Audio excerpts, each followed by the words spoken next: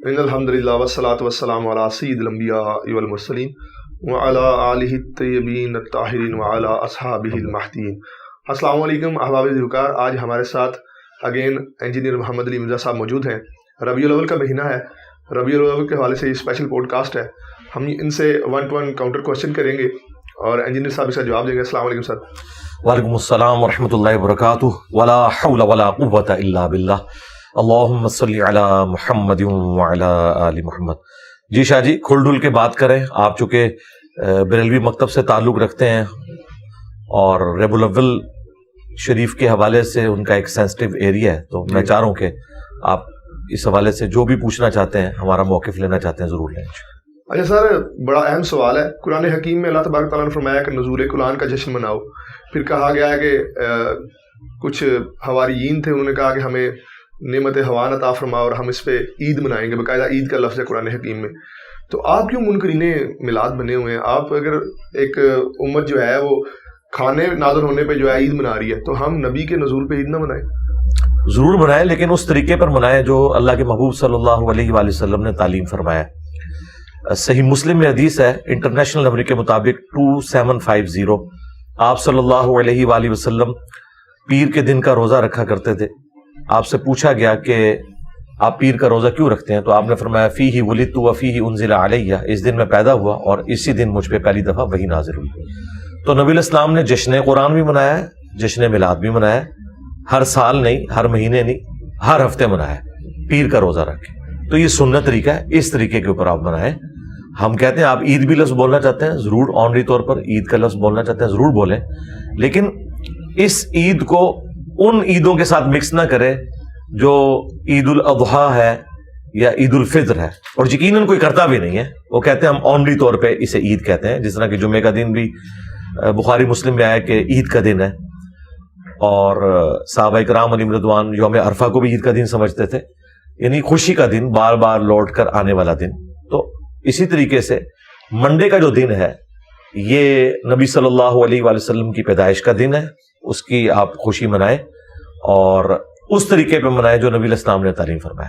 اگر آپ یہ سمجھتے ہیں کہ ہم نے خوشی اس طریقے پہ منانی ہے جو آج سے 800 سال پہلے شروع ہوا، تو ہم آپ سے پوچھیں گے کہ ان سے پہلے کے جو 600 سال کے مسلمان تھے، کیا وہ بڑے عاشقان رسول تھے یا ایک مملوک سلطنت کا بادشاہ جو ایوبی ڈائنسٹی میں سے ایک بادشاہ وہ گزرا ہے ملک المظفر، اس نے یہ مروجہ جو میلاد والا معاملہ ہے یہ 7ویں صدی ہجری کے اندر شروع کیا، 630 ہجری میں یہ فوت ہوئے، بمطابق 1233 عیسوی۔ آج چل رہا ہے 24 ستمبر 2023 بمطابق 7 ربیع الاول 1445 ہجری۔ تو یہ 800 سال پہلے یہ سارے کا سارا معاملہ شروع ہوا ہے۔ پھر اسے گود لیا اصل میں سلطنت عثمانیہ نے 1588 عیسوی کے اندر، آج سے آلموسٹ آپ سمجھ لیں 500 سال پہلے سلطنت عثمانیہ نے 12 ربیع الاول کی چھٹی ڈکلیئر کر دی تھی۔ اس کے بعد سے پھر یہ تھرو آؤٹ سارے کا سارا معاملہ چلتا رہا۔ اسی وجہ سے حرمین میں بھی میلاد کے جلسے جلوس ہوتے تھے، اور لوگ ہمیں کہتے ہیں کہ جی وہ وہابیوں کے آنے سے پہلے تو وہاں پہ میلاد کے جلوس بھی نکلتے تھے۔ بھائی ہم کہتے ہیں کہ جو میلاد کے جلوس نکالا کرتے تھے ان سے بھی پہلے جو 600 سال تک کسی نے تو یہ کام نہیں کیا۔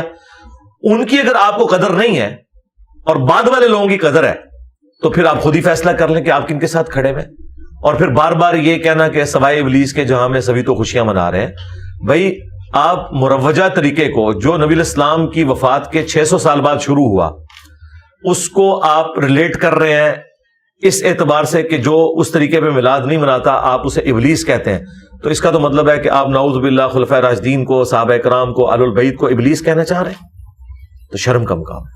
سر یہ تو بڑی زیادتی والی بات ہے کہ جو جماعت جس نے اس ملک میں صحابہ کرام کا، اہل بیت کا دفاع کیا ہے، اور ہم نے جانیں تک گنوائی ہیں اس معاملے میں، اور ایک بڑی تحریک موجود ہے ہماری اہل سنت و جماعت کی، تو آپ تو یہ بڑی زیادتی والی بات کر رہے ہیں۔ ہم موجودہ جو اکابرین ہیں جو میلاد کا انکار کرتے ہیں، یہ ان کے بارے میں علامہ نعیمی رحمہ اللہ تعالیٰ نے فرمایا، تو آپ ڈائریکٹ صحابہ کرام کی طرف ہمیں گستاخ ڈکلیئر کرنے میں تلے ہوئے ہیں۔ جب آپ مروجہ طریقہ نہ اڈاپٹ کرنے پر باقیوں کو ابلیس کہہ رہے ہیں، اگر آپ اس سے مراد یہ لے رہے ہیں کہ کوئی پیر کے روزے کا قائل نہیں ہے، تو مجھے بتائیں اہل سنت میں سے کون ہے جو پیر کے روزے کا قائل نہیں ہے؟ کیا اہل حدیث کہتے ہیں کہ پیر کا روزہ نہیں ہے، یا دیوبند کہتے ہیں؟ یہ ابلیس پھر کسے کہہ رہے ہیں آپ؟ ابلیس اسی کو کہہ رہے ہیں جو آپ کے طریقے پہ میلاد نہیں منا رہا.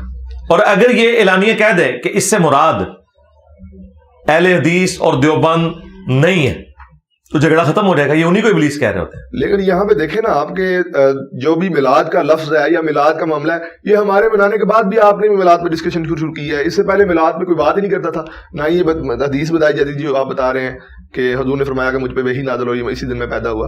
تو میلاد تو ہم نے شروع کیا، تو اس کے بعد آپ کے معاملات اس پہ طرف آئے نا؟ نہیں، ہم تو شروع سے ایسا ہی کر رہے ہیں. اچھا. اور جہاں تک تعلق ہے اہل حدیث کا یا دیوبند کا، تو وہ خود ذمہ دار ہے. دیوبند بھی میلاد کے قائل تھے، ان کے بڑے بزرگ المحند علی المفند میں انہوں نے باقاعدہ میلاد کے حوالے سے لکھا ہے کہ ہم قیام تعظیمی کو جائز نہیں سمجھتے میلاد کے موقع پر، باقی تو جو مروجہ طریقہ ہے اس میں سے کئی چیزیں وہ بھی کرتے ہیں، وہ قائل ہیں. اور ہم تو یہ سمجھتے ہیں کہ اس بات پہ اجماع امت ہے کہ ربیع الاول کے مہینے میں جو بھی جمعے کے خطبے ہوں وہ نبی صلی اللہ علیہ وآلہ وسلم کے میلاد سے متعلق، آپ کی سیرت سے متعلق ہونے چاہیے. باقی یہ کہنا کہ جی ہماری وجہ سے یہ میلاد زندہ ہے، تو بھئی یہی بات تو شیعہ بھی کرتے ہیں. شیعہ کہتے ہیں اگر ہم نے واقعہ کربلا کو گود نہ لیا ہوتا تو اہل سنت نے کبھی بھی آل البیت کا ذکر نہیں کرنا تھا.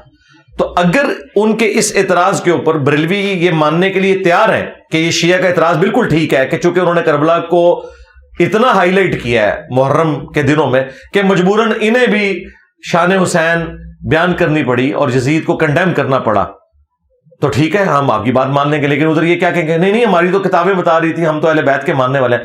تو بھائی ہماری بھی کتابیں بتا رہی تھی، ہم مسلم شریف کے ماننے والے ہیں. یہ کیسا ہو سکتا ہے کہ مسلم شریف میں کوئی حدیث ہے نبی علیہ السلام کی اور ہم اس کا انکار کر دیں؟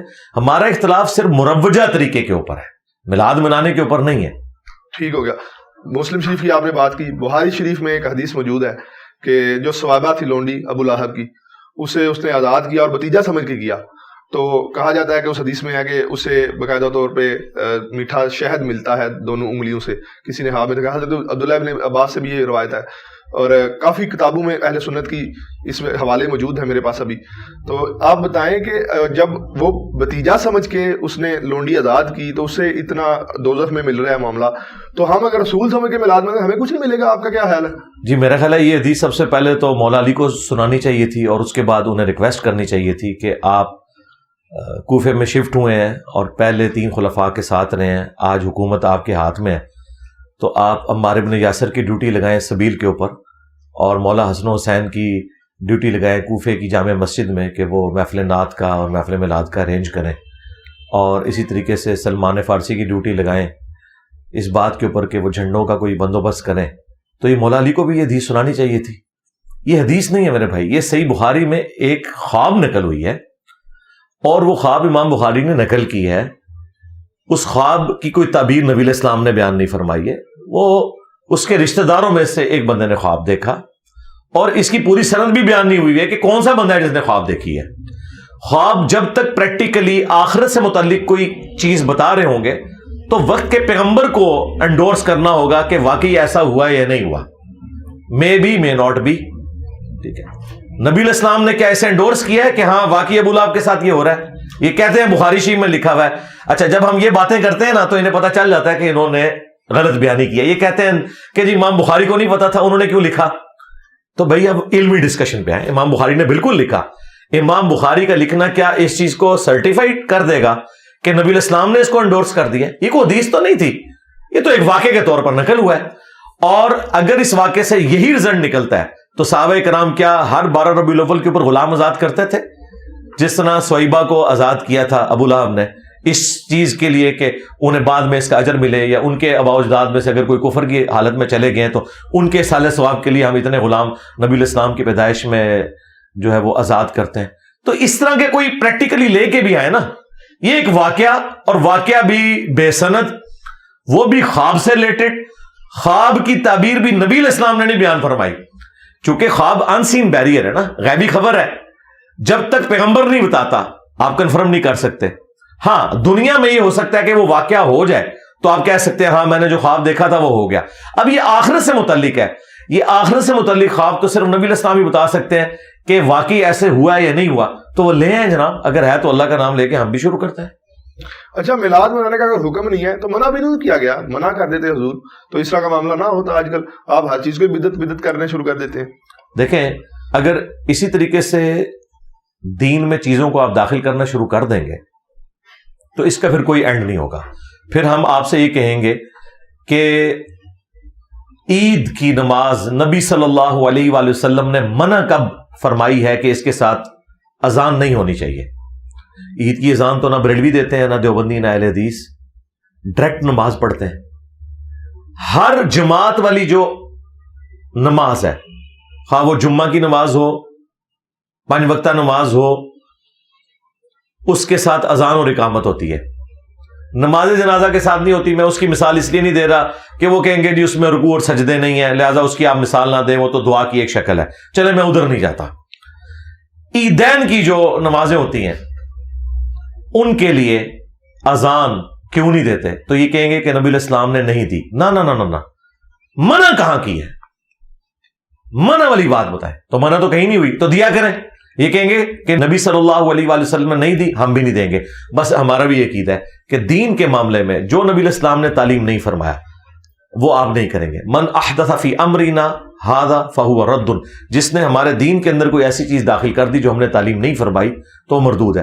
ہاں دین کو سپورٹیو چیزیں ہوں وہ آپ داخل کر سکتے ہیں. وہ مسلم شریف میں حدیث ہے, جس نے اسلام میں اچھا طریقہ جاری کیا, جتنے لوگ اس پہ عمل کریں گے اس کا ثواب ملے گا. مثلا یہ کیمرے میں ریکارڈنگ, پرنٹنگ پریس کے اوپر قرآن کو, بخاری مسلم کو پرنٹ کرنا, سافٹ ویئر بنانا, یہ سارے اچھے طریقے ہیں. لیکن بخاری میں جو حدیث ہے وہ وہی ہے, اس کو کسی نے نہیں بدلا. دین اپنی اصلی جگہ کے اوپر رہے تو پھر آپ اس معاملے کو لے کے چلیں. تو عیدین کی اذان منع کہیں نہیں ہے, چونکہ نبی علیہ السلام نے نہیں دی اس لیے نہیں دیتے. اب اس سے آگے بڑھ کے ہم آپ کو منع بھی بتا دیتے ہیں. منع ہوا ہے مسلم شریف میں, امام باقر علیہ السلام نے جابر بن عبداللہ سے روایت کی ہے, اور امام جعفر علیہ السلام نے اپنے والد امام باقر سے 2005 نمبر حدیث ہے کہ نبی علیہ السلام جب بھی ممبر پر جلوہ افروز ہوتے, آپ کی آواز بلند ہو جاتی, آنکھیں سرخ ہو جاتی, غصے میں اضافہ ہو جاتا, جیسے کوئی جرنیل اپنی فوج کو تیار کر رہا ہے. اگریسو سٹائل میں آپ خطبہ دیتے اور فرماتے کہ میں اور قیامت اس طرح ساتھ بھیجے گئے جس طرح یہ 2 انگلیاں. اس کے بعد نبی علیہ السلام فرماتے اما بعد فإن خیر الحدیث کتاب اللہ وخیر الہدی ہدی محمد صلی اللہ علیہ وآلہ وسلم وشر الامور محدثاتها وکل محدثۃ بدعہ وکل بدعۃ ضلالہ وکل ضلالۃ فی النار. یہ حدیث مسلم میں بھی ہے اور سنن نسائی میں. آگاہ ہو جاؤ, سب سے بہترین کلام اللہ کی کتاب ہے, سب سے ہدایت یافتہ راستہ محمد صلی اللہ علیہ وآلہ وسلم کا ہے. بدترین کام وہ ہیں جو دین میں خود سے جاری کر دیے جائیں, اور یہ تمام کام بدعتیں ہیں, اور تمام بدعتیں گمراہیاں ہیں, اور تمام گمراہیاں جہنم میں لے جانے والی ہیں. جی اس حدیث کے اندر منع ہو گیا کہ جو محمد صلی اللہ علیہ وآلہ وسلم کا طریقہ ہے وہ سب سے بہترین ہے, جو دین میں خود سے کوئی داخل کر دے وہ بدترین امور ہے. یہ اکثر آپ کو مثال دے دیتے ہیں, یہ جی ایئر کنڈیشن لگانا مسجد میں, قالین بچھانا, یہ بھی تو دین میں داخل ہوا. بھائی یہ دین میں داخل نہیں ہے. دین میں داخل ہوتا تو ہم نیت میں یہ اپنے ذہن میں حاضر کرتے کہ اوپر اس قالین کے, نیچے اس پنکھے کے, سامنے اس اے سی شریف کے, منہ طرف کعبہ شریف کے. یہ تو کوئی بھی نہیں کرتا. بلکہ ہم کیا کرتے ہیں, ہم یہ کہتے ہیں کہ نماز ہم اللہ کے لیے پڑھ رہے ہیں اور اس میں ان چیزوں کا کوئی تعلق نہیں ہے. یہ دین کو سپورٹنگ چیزیں ہیں, نہ کہ یہ دین کا حصہ ہے. آپ نے ہوائی جہاز پہ جانا ہے, حج کے لیے جائیں, اونٹ پہ جانا ہے جائیں, یہ دین کو سپورٹیو چیزیں. حج کے وہی 7 چکر رہیں گے, وہ نہیں بدل سکتے. اسی طریقے سے جمرات پہ آپ نے کنکریاں مان دی ہیں, خواہ آپ ٹرین میں جا کے ماریں, خواہ آپ پیدل جا کے ماریں, لیکن وہ ایکٹیویٹیز نہیں بدلیں گی. تو لہذا دین میں صحیح مسلم میں میلاد منانے کا طریقہ بتا دیا گیا ہے روزہ رکھ کے. اب وہ روزے کی سحری آپ نے ہوٹل سے جا کے کرنی ہے, آپ کی مرضی ہے, چاول کھا کے کرنی ہے, آپ کی مرضی ہے, لیکن وہ رہے گا روزہ. آپ اس کو جھنڈیوں کے ساتھ ریلیٹ کرنا, لائٹنگ کرنا, اور پھر کہنا جی آپ اقبال ڈے بھی مناتے ہیں, اور جی قائد اعظم ڈے بھی مناتے ہیں, اور یوم پاکستان بھی مناتے ہیں. اور بھائی وہ کوئی دینی ایکٹیویٹیز ہیں؟ اقبال ڈے کو ہم دینی ایکٹیویٹی کے طور پر تو نہیں مناتے. نبی علیہ السلام ایک دینی پرسنالٹی ہے. آپ کے ساتھ کوئی چیز بھی آپ جوڑیں گے تو اس کو نبی صلی اللہ علیہ وآلہ وسلم, خلفائے راشدین کی اور اہل البیت کی مہر لگنا ضروری ہے, ادروائز وہ بدعت ہوگی دین میں. پھر تو وہ بھی بدعت ہوئی. محرابیں جو بنائے جاتے ہیں, مینارے بنائے جاتے ہیں, ایون کہ اذانیں 2 دی جاتی ہیں. اس کے علاوہ تراویح کی جو باجماعت, پھر تو علماء اس پہ بھی اعتراض کریں گے کہ یہ بھی بدعت ہے. اس میں نے ایک حصہ تو کلیئر کر دیا ہے کہ یہ محراب والا, یہ دین میں کوئی چیز داخل نہیں ہوئی. اسپیکر سے دین میں کیا داخل ہوا ہے؟ کچھ بھی نہیں ہوا. ہاں مسجد میں تو اضافہ ہوا ہے نا, کیا جی امام آگے کھڑا ہو رہا ہے. نہیں وہ تو ہوگا نا, وہ تو ہر زمانے میں ہوگا. مطلب پہلے آپ دیے روشن کرتے تھے، اب آپ لائٹنگ کرتے ہیں. دین میں تو کوئی فرق نہیں پڑا. دین میں فرق پڑا جس چیز سے، وہ آپ کی مثال درست ہے. جمعے کی 2 اذانیں یہ ہے دین میں. نبی الاسلام نے 1 اذان دی ہے. تو بخاری شریف آپ کھول لیں، حضرت عثمان غنی رضی اللہ تعالیٰ عنہ نے یہ دوسری اذان شروع کی تھی، لیکن یہ دوسری پیرلل میں دوسری تھی. مسجد میں 2 اذانیں نہیں ہوتی تھی. اس میں الفاظ ہے جب لوگوں کی تعداد زیادہ ہوگی تو بازار میں حضرت عثمان نے 1 اذان شروع کروائی تاکہ بازار کے لوگوں کو آواز آ جائے کہ آپ نے مسجد میں جانا ہے. مسجد میں حضرت عثمان نے بھی 1 اذان دی ہے. لہٰذا یہ مسجد میں خواہ وہ حرمین کے اندر 2 اذانیں ہو رہی ہیں جمعے کی، خواہ پاکستان میں، یہ بدعت ہے. حضرت عثمان نے یہ دوسری اذان نہیں شروع کروائی. بخاری میں موجود ہے پیرلل میں. اور آج وہ مسئلہ ہم اسپیکر کے ذریعے حل کر رہے ہیں کہ مسجد میں جو اذان ہوتی ہے بازار میں آواز چلی جاتی ہے. اگر کوئی کہتا ہے کہ ہم نے یہ کام کرنا ہے حضرت عثمان والا، تو ٹھیک ہے، بازار میں ایک مؤذن کھڑا کرے، مسجد میں ایک ہی اذان ہوگی. یہ 2 نمبری نہ ہمارے ساتھ کوئی کرے. بخاری سے کھول کے دیکھ لیں. تو پلس ہم اس کو اس لیے سے ہی سمجھتے ہیں کہ علیکم بسنتی و سنت الخلفاء الراشدین المہدیین. اور وہ ہو رہا کس طرح؟ جس طرح مکبر ہوا کرتے تھے. اب سپیکر کی وجہ سے مکبر کی ضرورت ہی نہیں رہی ہے. تو یہ پیرلل میں اذان تھی، دوسری اذان نہیں تھی. تراویح کی جماعت، مجھے بتائیں کیا 3 دن تک بخاری مسلم میں آیا نبی الاسلام نے تراویح کی جماعت نہیں کروائی؟ لیکن ریگولر تو نہیں کروائی. ایک پہلی چیز، سنت تو اپنی جگہ اثر ہوگی. ریگولر تو آپ نے ہمیشہ پگڑی بھی نہیں باندھی. آپ نے کبھی چادر لی سر پہ؟ نہیں، ہم تراویح کی جماعت تو کراتے ہیں. میں آپ کو جواب دے رہا ہوں. میں آپ کو بتا رہا ہوں، ریگولر تو آپ نے کبھی پگڑی بھی نہیں باندھی. آپ نے ٹوپی بھی پہنی، آپ نے پگڑی بھی پہنی، آپ نے سر پہ چادر بھی لی، سب کچھ. ایک بندہ پوری زندگی صرف پگڑی پہنتا ہے، اسے ہم ٹونٹ نہیں کر سکتے. کیا نبی الاسلام نے پوری زندگی سفید لباس پہنا ہے؟ بخاری مسلم میں آپ نے سرخ لباس آپ کا پسندیدہ تھا. مسلم شریف میں آپ کالے رنگ کا جبہ استعمال فرماتے تھے. اسی طریقے سے ابن ماجہ میں آیا کہ سفید لباس پاکیزہ ہے، اپنے مردوں کو بھی اس میں دفناؤ اور مسجد میں بھی سفید لباس پہن کے آؤ. ابو داؤد ترمذی میں نبی الاسلام نے گرین لباس پہنا، تہمت بھی گرین کلر کی اور اوپر چادر بھی گرین کلر کی. لیکن ہمارے تبلیغی جماعت کے لوگ، دعوت اسلامی کے لوگ پوری زندگی سفید لباس پہنتے ہیں. پاپا جانی نے سفید کے علاوہ کوئی نہیں. ہم نے کبھی ان کو ٹانٹ کیا ہے کہ نبی الاسلام نے تو ہمیشہ سفید نہیں پہنا؟ تو یہ گناہ ہو گیا. ہم کہتے ہیں ایک دفعہ بھی پہن لیا سنت ہے، آپ ہمیشہ پہنے. اب ادھر بھی آئے، نبی الاسلام سے جب 3 دن ثابت ہو گیا کہ آپ نے تراویح کی جماعت کروائی، آپ نے کیا منع کیا کہ جماعت نہیں کروانی؟ نہیں، بلکہ آپ نے یہ کہا کہ مجھے خطرہ ہے کہ تم پہ فرض نہ کر دی جائے، تم گھر میں پڑھو. حضرت عمر نے دیکھا کہ نبی الاسلام تو دنیا سے چلے گئے، آپ کی خواہش بھی تھی کہ یہ جماعت ہوتی، لیکن آپ کو خطرہ تھا کہ فرض نہ ہو جائے. تو اب تو وہی نازل کوئی نہیں ہونی. تو نبی الاسلام کی سنت کو انہوں نے زندہ کیا. 3 دن آپ نے پڑھی تھی، آپ نے اس کو 30 دن کیا. لیکن وہ 3 دن تو سنت تھی نا. جس طرح سفید لباس آپ نے ہمیشہ نہیں پہنا، لیکن ہم ہمیشہ پہننے والے کو بدعتی نہیں کہتے. ہم کہتے ہیں بھلے ایک دفعہ بھی نبی الاسلام نے کوئی عمل کیا ہے. آپ کیا نبی الاسلام نے پوری زندگی انگوٹھی پہن کے رکھی ہے؟ یہ آپ سارے پیر فقیر لوگ انگوٹھی کو لے کے بیٹھے ہیں. نبی الاسلام کی تو انگوٹھی اس کام کے لیے ہے ہی نہیں تھی. وہ تو آپ بخاری مسلم میں آتا ہے صحابہ کرام نے کہا کہ یہ جو باہر کے ملک کے حکمران ہیں دوسرے، وہ بغیر مہر کے خط کو ایکسیپٹ نہیں کرتے، تو آپ نے مجبوراً انگوٹھی بنوائی تھی. یہاں پیروں کی انگوٹھیاں نہیں اترتی. ہم نے کبھی انہیں ٹانٹ کی ہے؟ ہم کہتے ہیں ٹھیک ہے، نبی الاسلام سے کچھ عرصے کے لیے بھی کوئی چیز پہننا ثابت ہوگی، وہ اپنی اصل میں ثابت ہے. تو اس کو سیدنا عمر نے جو کہا نا نعم البدعۃ ہذہ، یہ اچھی بدعت ہے جو میں نے شروع کی.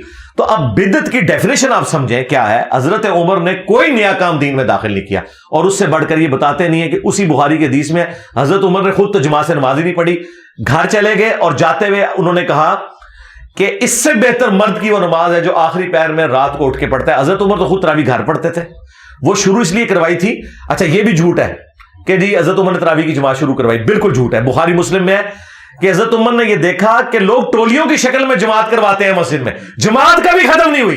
اے پھکا لے لو، اے جھوٹ مار دے گے تواڈے نال. نبی الاسلام کے دور میں، صحابہ کے دور میں، حضرت ابوبکر کے دور میں، حضرت عمر کے دور میں جماعتیں ہوتی تھی ٹولیوں کی شکل میں. حضرت عمر نے ایک امام کے پیچھے انہیں اکٹھا کیا کہ بجائے یہ کہ مختلف جگہ پہ جماعتیں ہو رہی ہوں، تمیم داری کی ڈیوٹی لگائی ابی ابن کعب کی.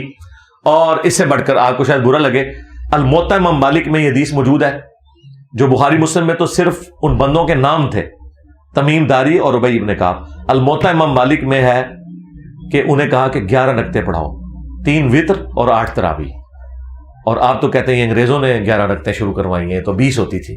اور اس کے بعد امام مالک 20 والی روایت بھی لے کے آئے ہیں، لیکن اس میں یزید بن رومان جو ہے اس نے حضرت عمر کا زمانہ ہی نہیں پایا. بالکل سونے کی مور سے یہ حدیث ہے. اور آپ نے جن مفتی احمد یار خان نعیمی صاحب کا حوالہ دیا سوائے ابلیس کے جہاں میں سبھی تو خوشیاں منا رہے ہیں, انہوں نے خود مانا ہے کہ یہ حدیث ٹھیک ہے الموطا امام مالک کی, لیکن وہ کہتے ہیں حضرت عمر کو غلط فہمی ہو گئی تھی, بعد میں 20 ہی کروا دی تھی. تو حضرت عمر کو غلط فہمی وہابیوں کی وجہ سے ہوئی تھی؟ کوئی غلط فہمی نہیں ہوئی ہے. 11 رکعت ہی ہے. اگر نوافل کو زیادہ پڑھ لیتا ہے اس میں تو کوئی حرج نہیں, کوئی حرج نہیں, پڑھے. ہاں جی بالکل پڑھے, لیکن باقیوں کو یہ نہ کہ یہ کام چور ہے, یہ کہ باقی سنت کے مطابق کر رہے ہیں, ہم فالتو کر رہے ہیں. جی کریں آپ جتنے مرضی کریں, میں کہتا ہوں 40 پڑھیں آپ, ہمیں کوئی اعتراض نہیں ہے. صحابہ کرام سے 11 سے زیادہ بھی ثابت ہے, ہم نے تو خود ثابت کیا ہے. ابو داؤد میں حدیث موجود ہے, ایک صحابی کہیں سفر پہ گئے ہوئے تھے, وہاں انہوں نے 11 رکعتیں پڑھائی. وہاں پہ 11 رکعت کا ذکر نہیں صرف ہے کہ قیام اللیل کروایا. واپس جب اپنے گاؤں میں آئے نا تو باقی لوگ انتظار کر رہے تھے, ان کا حضرت ہم تو آپ کا انتظار کر رہے ہیں, آپ تو ہمارے امام ہیں. انہوں نے دوبارہ بھی وہاں تراویح پڑھائی. تو میں اہل حدیث کو بھی کہتا ہوں کہ اگر 8 بھی پڑھائی تھی تو 16 تو انہوں نے پڑھ لی. ہم زیادہ کو حرام نہیں سمجھتے, تابعین سے ثابت ہے, لیکن ہم یہ کہتے ہیں کہ یہ جو کام چور اور آپ کہتے ہیں یہ تہجد کی نماز تھی ہے ہی 20 رکعت ہے, اس کے اوپر اجماع ہے, یہ غلط بات ہے. 8 رکعت کے اوپر اتفاق ہے پلس 3 وتر. بخاری مسلم میں واضح ہے کہ رمضان ہو یا غیر رمضان, نبی علیہ السلام کی رات کی نماز یہ ہوتی تھی. اور رات کی نماز تہجد, وتر, قیام اللیل, تراویح, یہ ایک ہی نماز کے مختلف نام ہے. اور وہی نماز جب ہم رمضان میں پڑھتے ہیں اسے تراویح کہہ دیا جاتا ہے. اور تراویح کا لفظ بھی حدیث میں کہیں نہیں آیا, یہ فقہا کی ٹرم ہے, جس طرح سنت موقدہ غیر موقدہ. اچھا, بدعت حسنہ کا لفظ بھی تو فقہا کے ہاں ٹرم یہ یوز ہوئی ہے. ابھی آپ نے بھی ذکر کیا کہ حضرت نے کہا میں بدعت حسنہ, میں نے بدعت نعیمہ میں نے شروع کی ہے. تو آپ مجھے یہ بتائیں کہ جب ایک جو نوجوان ہمارے, میں نے دیکھا اکثر ہمارے خاص کر عرس ہمارے ہوتا ہے ہر سال بیرات کا, گجرات کا سب سے قدیمی, وہاں پہ کوئی بدعت ایسی نہیں ہوتی. رسول اللہ صلی اللہ علیہ وسلم کی سیرت بیان کی جاتی ہے, اجتماع کیا جاتا ہے. اچھا, چند نوجوان آ کے اگر رسول اللہ کی سیرت بیان سن رہے ہیں, آپ تو یہاں پہ اکیڈمی میں کرتے ہیں اجتماع, یہ کہ کہاں لکھا ہے کہ اتوار کے دن ہی آپ نے کرنا ہے لازمی, آپ نے بھی فکس دن رکھا ہوا ہے. اگر کوئی 12 ربیع الاول اجتماع کرتا ہے اور سیرت رسول بیان کرتا ہے, یہ کہاں کی بدعت ہو گئی؟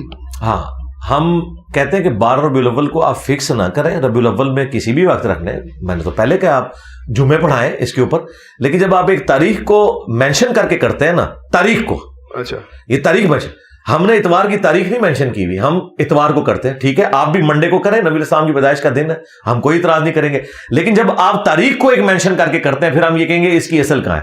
دیکھیں, مسلمانوں کی جو ویکلی گیدرنگ ہے وہ تو جمعے کی گیدرنگ ہے, یا ویکینڈ کی وجہ سے ہمیں مجبوراً اتوار کو کرنا پڑتا ہے. لیا جا سکتا ہے اس کا, جی کریں, لیکن یہ جو بزرگوں کے عرس بیچ میں کہاں سے آ گئے ربیع الاول شریف میں؟ نہیں, میلاد کا ہی ہمارا عرس ہوتا ہے, میلاد کا پروگرام اچھا آپ کرتے ہیں اور وہ 12 ربیع الاول کے اوپر ہی کرتے ہیں.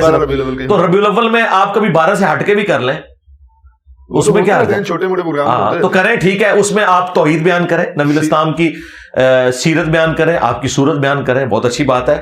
تو وہ تو ہم قائل ہیں اس کو, ہم تو غلط نہیں سمجھتے, ہم تو کرتے ہیں خود الحمدللہ. ٹھیک ہو گیا. اچھا, حضور کی پیدائش کے حوالے میں اعلیٰ حضرت نے بھی 8 کا لکھا ہے, انہوں نے کہا جی اب یہ شروع ہو چکا ہے, میں 12 کا نہیں, میں انکار کرتا. اس کے علاوہ ڈاکٹر اسرار احمد صاحب نے بھی کہا جی 8 کو آپ کی 12 کی وفات ہے. تو آپ اس کا بالکل انکار کرتے ہیں, ایک طرف آپ بالکل وہابیوں کی سائڈ لے لیتے ہیں, ایک طرف آپ بالکل بریلویوں کی سائڈ لیتے ہیں, کرتے کیا؟ ہاں, بات یہ ہے کہ ڈاکٹر اسرار صاحب کی تو یہ فیلڈ نہیں تھی. اچھا, وہ تو جو اہل حدیث سے دیوبند سے سنتے تھے وہی آگے بیان کرتے تھے.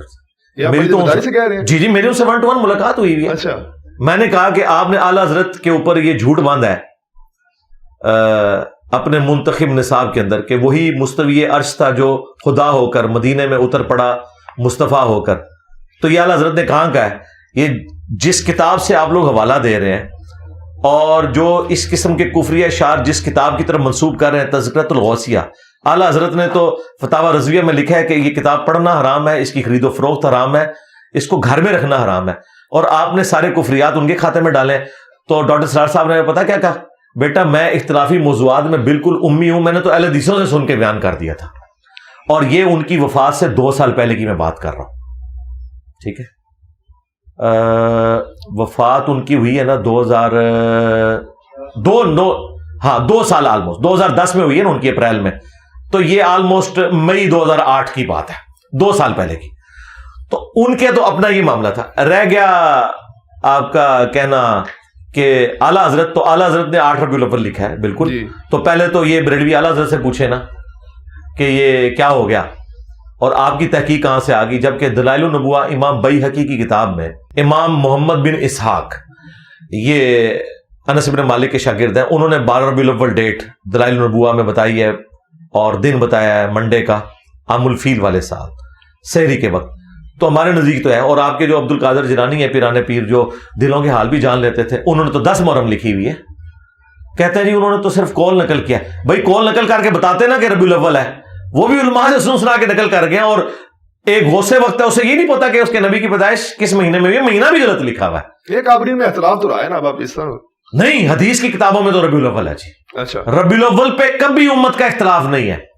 ربیع الاول کے مہینے پہ کوئی اختلاف نہیں ہے. تاریخ میں ہے کہ شیعہ جو ہیں وہ 17 ربیع الاول کہتے ہیں, حالانکہ اصول الکافی میں بھی 12 ربیع الاول لکھا ہوا ہے چیپٹر نمبر 110 میں. اہل سنت کے ہاں 12 ربیع الاول ملتا ہے دلائل النبوہ کے اندر.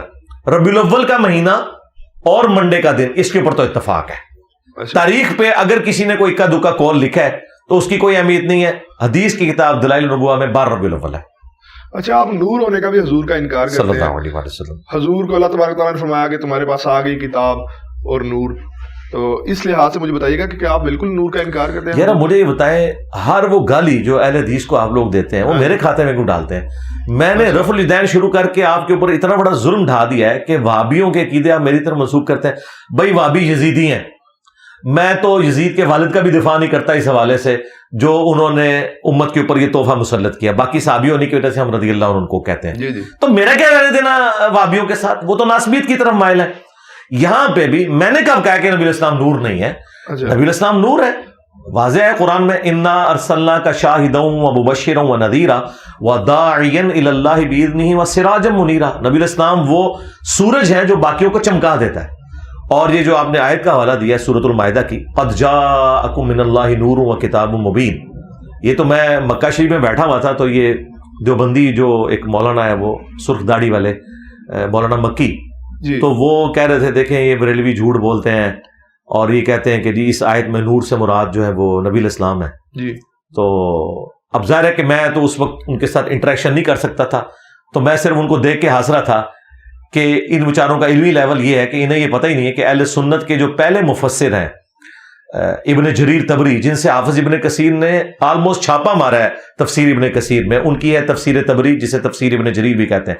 انہوں نے اس آیت کے کانٹیکسٹ میں لکھا ہے کہ یہاں نور سے مراد نبی الاسلام کی مبارک ذات ہے اور اللہ کی کتاب ساتھ آئی, اور نور سے مراد انہوں نے کہا نور ہدایت. یہ ذہن میں رکھیے گا, نور ہدایت. ایز اے اسپیشی نبی الاسلام انسان ہے. اگر کوئی یہ کہتا ہے نبی الاسلام انسان نہیں ہے تو رسول اللہ کی توہین کر رہا ہے. کیوں؟ اللہ تعالیٰ نے ایز اے اسپیشی انسانوں میں انہیں مبعوث کیا ہے. سورہ بنی اسرائیل میں ہے اگر زمین پر فرشتے آباد ہوتے تو فرشتوں میں سے پیغمبر آتا, یہ انسانوں میں سے ہے. اور انسانیت کو ناز ہے کہ اللہ کے محبوب صلی اللہ علیہ وآلہ وسلم انسان تھے. یہ آپ صلی اللہ علیہ وآلہ وسلم کا بشر ہونا آپ کے نور ہونے سے بہتر ہے, اس لیے کہ انسانیت اگر اللہ کے راستے پر ہو تو فرشتوں سے بہتر ہے. بغاوت والا معاملہ تو الگ. کیا ہم انبیاء اکرام علیہ السلام کو فرشتوں کے انبیاء سے افضل نہیں مانتے؟ اگر نور ہدایت کے طور پر آپ بات کرنا چاہتے ہیں ضرور کریں, وہ تو مسند احمد میں حدیث ہے. نبی صلی اللہ علیہ وآلہ وسلم نے فرمایا کہ میں اللہ کے ہاں خاتم النبیین اس وقت بھی لکھا ہوا تھا جب آدم علیہ السلام مٹی اور پانی کے درمیان تھے, اور یہ حصہ جو ہے نا یہ ترمذی میں بھی موجود ہے. اور پھر آگے نبی اسلام نے فرمایا میں دعائے ابراہیم ہوں, میں عیسیٰ کی بشارت ہوں, میں اپنی ماں کا وہ خواب ہوں جو انہوں نے میری پیدائش کے وقت دیکھا کہ ان کے لیے شام کے محلات بھی روشن ہو گئے. یعنی نبی الاسلام کی والدہ سیدہ آمنہ سلام اللہ علیہ اور رضی اللہ تعالیٰ عنہا کو یہ دکھا دیا گیا تھا کہ آپ سے جو بیٹا پیدا ہوگا بالآخر اس کی حکومت دنیا کی سب سے بڑی سپر پاور رومن امپائر کو بھی سپر سیڈ کر دیے گی. تو نبی الاسلام نور ہدایت ہے, صحیح بخاری بھی نور ہدایت ہے, خلفائے راشدین بھی نور ہدایت ہے, اہل البیت بھی نور ہدایت ہے. لیکن اسپیشی کی بات کریں تو بھائی مجھے بتائیں غزوہ احد کے موقع پر نبی الاسلام کو جب زخم لگا ہے تو آپ کا خون نکلا ہے, نور کا تو خون نہیں نکلتا. آپ علیہ السلام کا جب بیٹا ابراہیم فوت ہوا تو بخاری مسلم میں آپ کی آنکھوں سے آنسو روا ہوئے. تو وہ سارے کے سارے حالات جو ایک انسان پر وارد ہوتے ہیں وہ آپ پر ہوئے. ہاں کچھ آپ کی ایکسٹراڈنری کوالٹیز ہیں, اس کی وجہ سے آپ کی بشریت ختم نہیں ہوتی. مثلا بخاری مسلم میں ہے کہ نبی الاسلام نے فرمایا کہ ہم انبیاء کی صرف آنکھیں سوتی ہیں, دل جاگتا رہتا ہے. آپ تہجد کی نماز پڑھ کے اما عائشہ کہتی ہیں بعض اوقات آپ خراٹے بھی لے رہے ہوتے تھے, بہت اونچی آواز میں نہیں, نارمل خراٹے لینا کوئی بری بات نہیں ہے, نبی الاسلام کی سنت ہے نیند کی حالت میں. جی تو اما عائشہ کہتی ہے میں آپ کے خراٹوں کی آواز سنتی اور پھر آپ اسی طریقے سے اٹھ کے جا کے نماز پڑھا دیتے. تو میں نے پوچھا تو نبی علیہ السلام نے فرمایا کہ ہم انبیاء کے دل جاگتے رہتے ہیں, یعنی انبیاء نیند میں بھی غافل نہیں ہوتے. اب یہ پروٹوکول اور کسی انسان کا نہیں ہو سکتا. نبی علیہ السلام کو اللہ تعالیٰ نے ایسی کوالٹیز دی ہیں جو آپ کے معجزات ہیں, لیکن اس کے سے آپ کی بشریت ختم نہیں ہوگی, وہ اپنی جگہ پہ رہے گی. دیکھیں نبی علیہ السلام پیٹھ کے پیچھے بھی دیکھ لیتے تھے, بخاری مسلم میں ہے. میں نے سنا وہابیزم کے ماننے والے معجزات کا بھی انکار کرتے ہیں. نہیں, وہابی تو کوئی نہیں معجزات کا انکار کرتے ہیں, لیکن یہ میں مانتا ہوں کہ جو ایک پہلو ہے نبی علیہ السلام کی عظمت والا, اچھا, وہ ان سے اوور لک ہو جاتا ہے.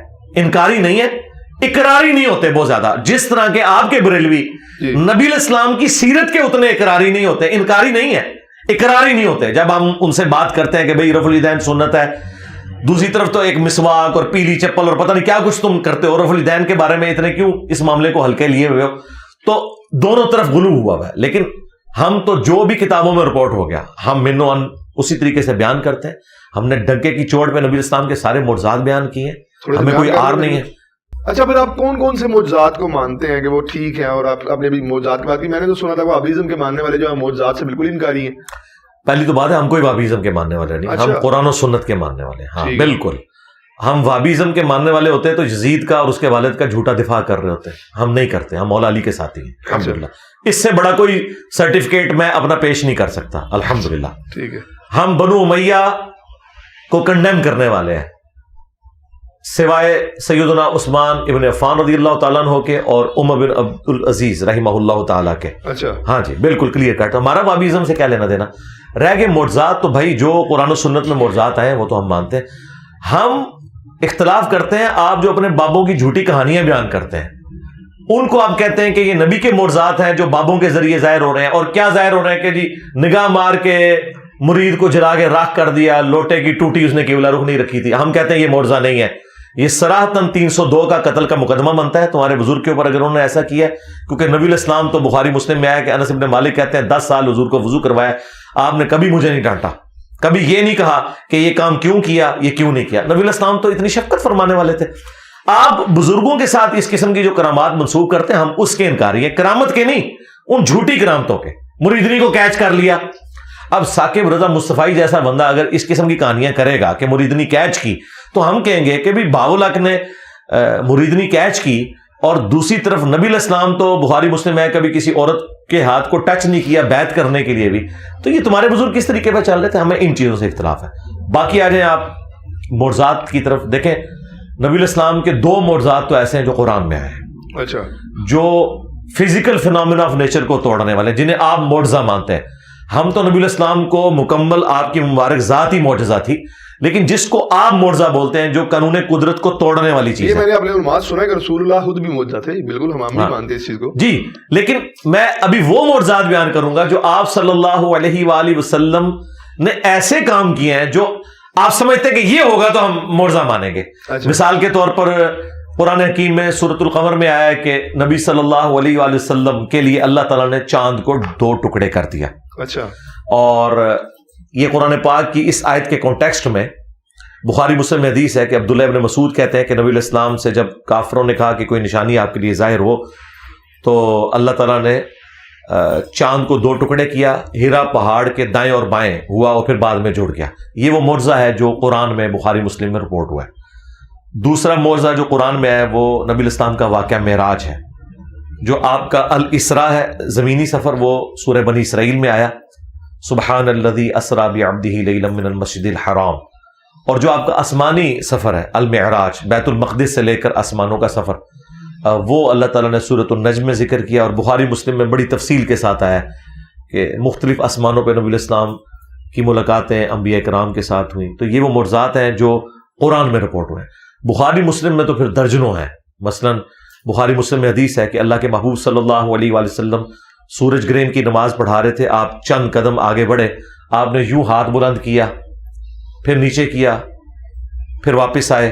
صحابہ کرام نے بعد میں پوچھا یا رسول اللہ یہ نماز میں کوئی اضافہ ہو گیا یا کوئی اور بات ہے؟ تو آپ نے فرمایا نماز کی حالت میں اللہ تعالیٰ نے مجھے جنت دکھائی 7 آسمانوں کے اوپر, ماشاءاللہ, اور میں نے ارادہ کیا کہ میں تمہارے لیے جنت سے انگوروں کا ایک گوشہ توڑ لوں اس کے لیے میں نے ہاتھ بلند کیا، پھر میں نے ترک کر دیا کہ اللہ تعالیٰ نے نعمتوں کے اوپر پردہ رکھا ہے، اور اگر میں توڑ لیتا تو تم ہمیشہ کھاتے رہتے، کیونکہ جنت کو فنا نہیں ہے۔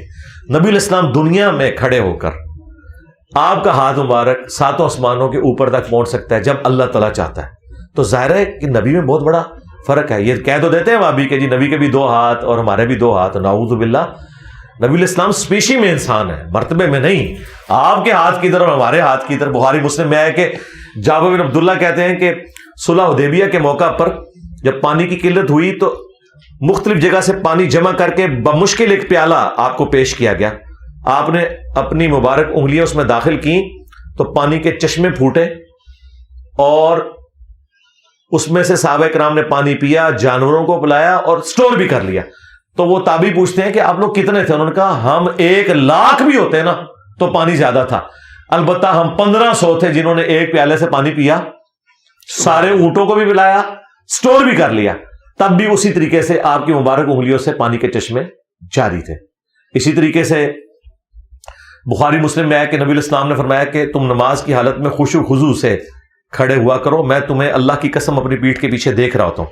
یعنی جب آپ جماعت کرواتے تھے نا تو آپ کو پیچھے نظر آتا تھا کون کھجلی کر رہا ہے، کون کیا کر رہا ہے، یہاں آپ کی آنکھ نہیں تھی، ہمیں تو یہ بس ادھر تک مشکل سے 180 ڈگری نظر آتا ہے، نبی علیہ السلام کو انہی 2 آنکھوں سے پیچھے بھی نظر آتا تھا۔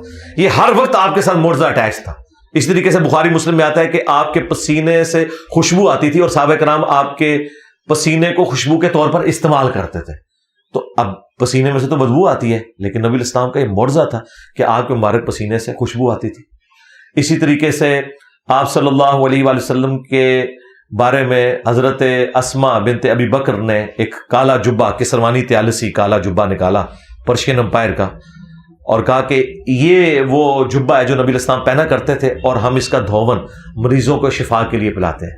اسی طریقے سے بخاری شریف میں آتا ہے کہ ام سلمہ نے نبی علیہ السلام کا ایک بال مبارک نکالا اور کہا کہ یہ نبی علیہ السلام کا وہ بال مبارک ہے، جب ہمارے محلے میں کوئی بیمار ہو جاتا ہے تو وہ برتن بھجوا دیتا ہے، میں اسے گھول کے دیتی ہوں، وہ پی لیتا ہے تو شفا ہو جاتی ہے۔ تو نبی علیہ السلام کے تبرکات کی شفا آپ کی وفات کے بعد بھی اسی طریقے سے جاری ہے۔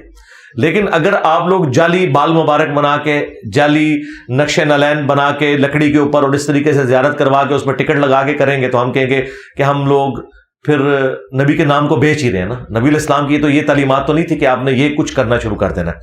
اسی طریقے سے بخاری مسلم میں ہے کہ صحابہ کرام نبی علیہ السلام کے وضو کا پانی نیچے نہیں گرنے دیتے تھے، اس کو اپنے جسم کے اوپر ملتے تھے۔ بخاری مسلم میں ہے نبی صلی اللہ علیہ وآلہ وسلم نے حجۃ الوداع کے موقع پر جب حلق کروایا تو آپ نے ابو طلحہ کو بال دیے اور کہا کہ صحابہ کرام میں انہیں تقسیم کر دو۔ اور بخاری میں تو یہاں تک آیا ایک تابعی کہتے ہیں کہ نبی علیہ السلام کا ایک بال مبارک ہونا میرے پاس دنیا اور جو کچھ دنیا کے اندر ہے اس سے بڑھ کر مجھے محبوب ہے۔ اسی طریقے سے ابو داؤد ترمذی میں آیا، ابن ماجہ میں حدیث موجود ہے کہ ایک صحابیہ کہتی ہیں کہ نبی علیہ السلام ہمارے گھر تشریف لائے تو آپ کو پیاس لگی تو آپ نے کہا کہ میں نے پانی پینا ہے، تو ہم نے مشکیزے کی طرف اشارہ کیا، نبی علیہ السلام اٹھے، مشکیزے کو منہ لگا کے پانی پیا۔ وہ کہتی ہیں کہ جس سے ہی نبی علیہ السلام لادہ ہوئے تو میں نے مشکیزے کا منہ کاٹ کے اپنے پاس تبرکن رکھ لیا کہ اس سے نبی علیہ السلام کا منہ مبارک لگا۔ تو اس طرح صحابہ کرام نے نبی علیہ السلام کی چیزیں بھی سنبھالی ہوئی تھیں۔ آپ صلی اللہ علیہ وآلہ وسلم کے یہ معجزات اتنے ایکسٹرا آرڈنری ہیں کہ جن پہ کسی کو اختلاف نہیں ہے۔ لیکن ہم یہ کہتے ہیں کہ نبی علیہ السلام کی وفات کے بعد کبھی کسی صحابی نے آپ کی قبر کی مٹی نہیں چاٹی جا کے، یہ اختلاف شروع ہو جاتا ہے۔ آج بھی دنیا میں نبی علیہ السلام موجود ہوں، ہم اپنا ہر مسئلہ آپ کے سامنے لے کے جائیں گے۔ بخاری میں نہیں آیا کہ ایک صحابی کی پنڈلی کی ہڈی ٹوٹ گئی، نبی علیہ السلام نے کہا یہ کیا ہوا؟ تو انہوں نے کہا یا رسول اللہ آپ نے وہ کام بھیجا تھا، میں نے قلعے سے چھلانگ لگائی تو یہ ٹوٹ گئی۔ تو انہوں نے اپنی پگڑی لپیٹی تھی، آپ نے فرمایا ٹانگ سیدھی کر، ہاتھ پھیرا، وہ کہتے ہیں کہ ایسی ہوگی کہ کبھی ٹوٹی نہیں تھی۔ لیکن آج اگر آپ کی پنڈلی کی ہڈی ٹوٹے گی نا، ہم آپ کو روزہ شریف میں نہیں لے کے جائیں گے، نہ کعبہ شریف لے کے جائیں گے، کیونکہ دنیا کو اللہ نے اس باپ کے ساتھ جوڑا ہے۔ نبی علیہ السلام جب تک دنیا میں موجود تھے ہم ہر مسئلہ آپ کے سامنے رکھیں گے۔ بخاری مسلم میں یہاں تک حدیث ہے کہ بارش نہیں ہو رہی تھی، ایک عرابی کھڑا ہوا، یا رسول اللہ ہمارے جانور ہلاک ہو گئے قحط سالی سے، آپ دعا کریں۔ نبی علیہ السلام نے دعا کی اور ابھی ہاتھ نیچے بھی نہیں آئے تو بارش شروع ہو گئی۔ اگلے جمعے تک بارش ہوتی رہی، اگلے جمعے وہی بندہ کھڑا ہوا کہ یا رسول اللہ دعا کریں کہ ہمارے گھروں پہ بارش نہ ہو، صرف زمینوں میں ہو۔ تو نبی علیہ السلام نے دعا کی، بلکہ آپ نے مبارک انگلی سے یوں بادلوں کو اشارہ کیا، غلادہ ہو گئے۔ تو اس طرح کے کئی معجزات بخاری مسلم میں ہے کہ نبی علیہ السلام نے فرمایا کہ اگر کوئی مجھ سے لینا چاہتا ہے تو میں اسے عطا کرتا ہوں کہ وہ اس کے بعد کبھی نہیں بھولے گا۔ تو حضرت ابو ہریرہ نے فوراً اپنی چادر بچھائی تو نبی علیہ السلام نے یوں کر کے چادر میں ڈالا, انہوں نے سینے سے لگائی, اور کہتے ہیں اس سے پہلے میں نے حضور کو شکایت کی تھی کہ میں حدیثیں بھول جاتا ہوں, اس کے بعد میں کبھی کوئی چیز نہیں بھولا. تو اس طرح کے ایکسٹراڈنری معجزات ہیں نبی صلی اللہ علیہ وآلہ وسلم کے, اس سے کسی کو انکار نہیں ہے. ہمارا بریلویوں سے اختلاف یہ ہے کہ وہ قبر رسول سے جا کے یہ چیزیں مانگنا شروع کر دیتے ہیں, یا یہاں بیٹھ کے وہ دعا میں نبی علیہ السلام کو شریک کرتے ہیں. یہ کام نہ کریں, دنیا میں موجود ہوں تو بالکل جائیں. دیکھیں بدر و احد کے اندر امیر حمزہ تھے, نبی علیہ السلام نے ان کی ڈیوٹی لگائی. خیبر میں وہ شہید ہو چکے تھے, ان کو قبر سے نکال کے ساتھ نہیں لے کے مولا علی کی ڈیوٹی لگائی. جو بندہ دنیا سے چلا گیا وہ اللہ کی جنتوں میں آخرت میں زندہ ہے, دنیا سے اب اس کا کوئی تعلق نہیں ہے. ورنہ مجھ سے آپ اینٹی وینم علمی جواب, الزامی جواب پھکی والا لے لیں. قرآن میں تو سورہ نساء کی آیت نمبر 65 میں ہے کہ تم مومن ہی نہیں ہو سکتے جب تک کہ اپنے ہر فیصلے میں نبی کو حاکم نہ مان لو. تو کیا صحابہ کرام حضور کی وفات کے بعد قبر رسول سے جا کے فیصلے کرواتے تھے, یا حضرت عمر نے حضرت علی کو چیف جسٹس لگایا ہوا تھا؟ سقیفہ بنی ساعدہ میں جو کچھ ہوا, کیا اس کی شکایت حضرت علی نے جا کے قبر رسول پہ کی ہے, یا حضرت ابوبکر نے کہا کہ ٹھیک ہے علی وہاں سے فیصلہ کروا لیتے ہیں؟ ایون حضور کی میت پہ دفنانے میں اختلاف ہوا ہے, ترمذی میں آیا ہے, صحابہ میں مشورہ ہو رہا ہے. کسی نے نہیں حضور سے پوچھا کہ یا رسول اللہ آپ کو کہاں دفنا ہے, ابھی تو میت مبارک اندر بھی نہیں گئی تھی. بعد میں تو یہ باتیں کرتے ہیں جا کے, اور ہمیں لا کے جعلی روایتیں پیش کرتے ہیں مصنف ابن ابی شیبہ سے کہ ایک اعرابی حضور کی قبر پہ آئے, اس میں اعمش مدلس ان سے روایت کر رہا ہے. ہم بخاری سے کہتے ہیں کہ حضرت عمر کہتے ہیں انا کنا نتوسل الیک بنبینا, 1010 نمبر حدیث ہے بخاری کی, اے اللہ جب تک تیرے نبی ہم میں موجود تھے ہم ان کا توسل اختیار کرتے تھے, ان کی دعا کی برکت سے تو بارش نازل فرماتا تھا, اب ہم تیرے نبی کے چچا کو لے کے ہیں. تو نبی علیہ السلام کا کوئی مرتبہ کام نہیں ہو گیا تھا وفات کے بعد, بلکہ بڑھ گیا ہے. وَلَلْآخِرَةُ خَيْرٌ لَكَ مِنَ الْأُولَىٰ. لیکن حضرت عمر نے عقیدہ دیا کہ صحیح وسیلہ اور توسل یہ ہے کہ جو بندہ دنیا میں موجود ہے آپ نے اس سے دعا کروانی ہے, نہ کہ آپ نے قبر رسول کی بٹی چاٹنی ہے یا جا کے قبر پہ نبی علیہ السلام سے مانگنا ہے. مانگنا اللہ ہی سے, ایاک نعبد و ایاک نستعین. اچھا سر, آپ نے قیاس کیا تھا, اچھا سر آپ نے اتحاد کیا تھا, بیج لگایا تھا نالین پاک کا. آپ اگر اتحاد کریں تو آپ کو اجازت ہے, اور آپ نے کہا جی میں نے پوری ٹیم سے مشورہ کیا ہے جی میں نے یہ اتحاد کیا ہے. ہم اگر جھنڈی لگا لیں تو ہمارا اتحاد آپ کیوں قبول نہیں کرتے سر؟ میں نے وہ بیج لگانے کے بعد کہا ہے کہ سوائے ابلیس کے جہاں میں سبھی تو خوشیاں منا رہے ہیں. اور دوسرا میں نے یہ جو بیج لگایا ہے یہ پراپرلی کوئی میں نے سرمنی کی ہے کہ میں نے کہیں بندے اکٹھے کیے ہوں, ساروں نے بیج لگائے ہوئے ہوں, پھر ہم بیٹھ کے وہاں پہ لنگر کھا رہے ہوں اور ایک پورا پراپر طریقے سے جلوس لے کے چلے ہوں. ٹھیک ہے, میں کہتا ہوں آپ ربیع الاول کیا پورا سال لگا کے رکھیں, لبیک یا رسول اللہ کا بیج لگائیں, کوئی حرج نہیں, ہمیں کوئی اس سے اختلاف نہیں. جب اسے آپ اجتماعی شکل دیتے ہیں, آپ اس مثال کو سمجھیں, جب بھی کوئی عبادت اجتماعی طور پر ہوگی نا وہ بدعت میں چلی جائے گی. انڈیویجول ہم کوئی بدعت نہیں کہتے ہیں. مثال کے طور پر آپ اشراق کے نفل پڑھیں, 8 پڑھیں, 10 پڑھیں, 12 پڑھیں, لیکن اگر آپ اشراق اور چاش کی جماعت اعلانیہ کروانا شروع کر دیں گے ہم اسے بدعت کہیں گے. ونس اجتماعی کوئی معاملہ ہوتا ہے, آپ تسبیح کے اوپر, گٹھلیوں کے اوپر اللہ کا ذکر کریں, کوئی مسئلہ نہیں ہے, لیکن جیسا ہی اجتماعی ذکر کریں گے وہ بدعت کی کیٹیگری میں چلا جائے گا. وہ دارمی میں حدیث ہے, عبداللہ ابن مسعود نے کہا ابھی تو نبی کے برتن بھی نہیں ٹوٹے, آپ کے کپڑے بھی پرانے نہیں ہوئے, اور نبی کے صحابہ بھی نہیں سارے مر گئے کہ تم نے دین میں یہ بدعت جاری کر دی ہے. ایک کہنا جی پڑھ 100 دفعہ سبحان اللہ, باقی سارے گیٹیاں سٹ دینے اور چادر بچھا کے.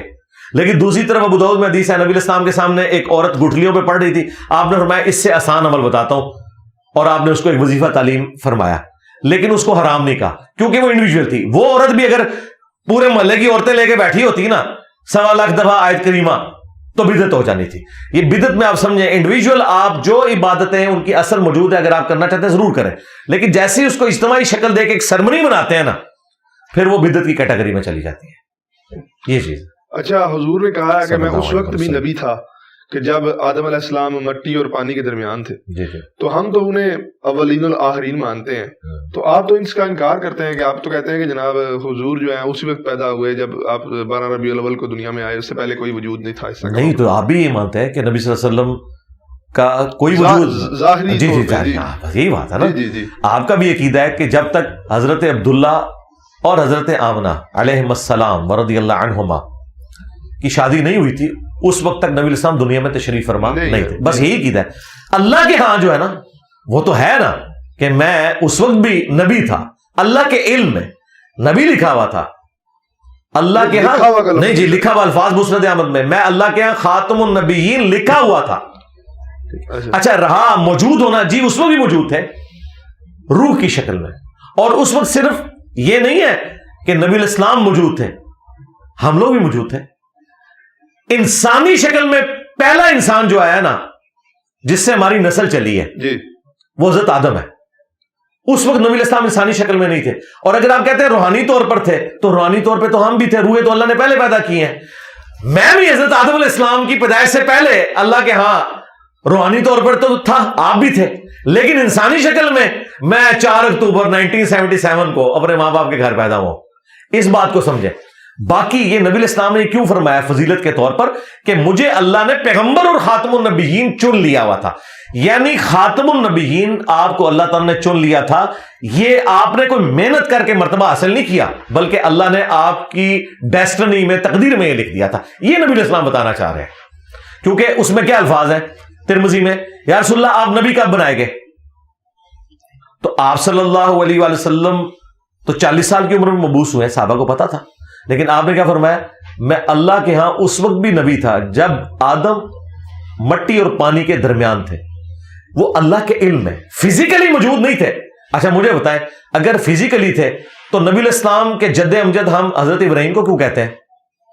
ابراہیم تو نبی علیہ السلام کی اولاد میں ہونے چاہیے. اگر نبی علیہ السلام پہلے سے ہیں, ہم کیا کہتے ہیں کہ ان کے جد امجد حضرت آدم کی اولاد سے ہے نا. نبی علیہ السلام فرمایا نا, میں اللہ کے یہاں خاتم النبیین لکھا تھا جب آدم علیہ السلام مٹی اور پانی کے درمیان تھے. میں دعائے ابراہیم ہوں, میں عیسیٰ کی بشارت ہوں, میں اپنی ماں کا وہ خواب ہوں جو انہوں نے پیدائش کے وقت دیکھا کہ ان کے لیے شام کے محلات روشن ہو گئے. تو نبی علیہ السلام اپنے آپ کو ابراہیم کی اولاد مانتے تھے, اسماعیل علیہ السلام کی اولاد مانتے تھے. تو کیوں مانتے تھے؟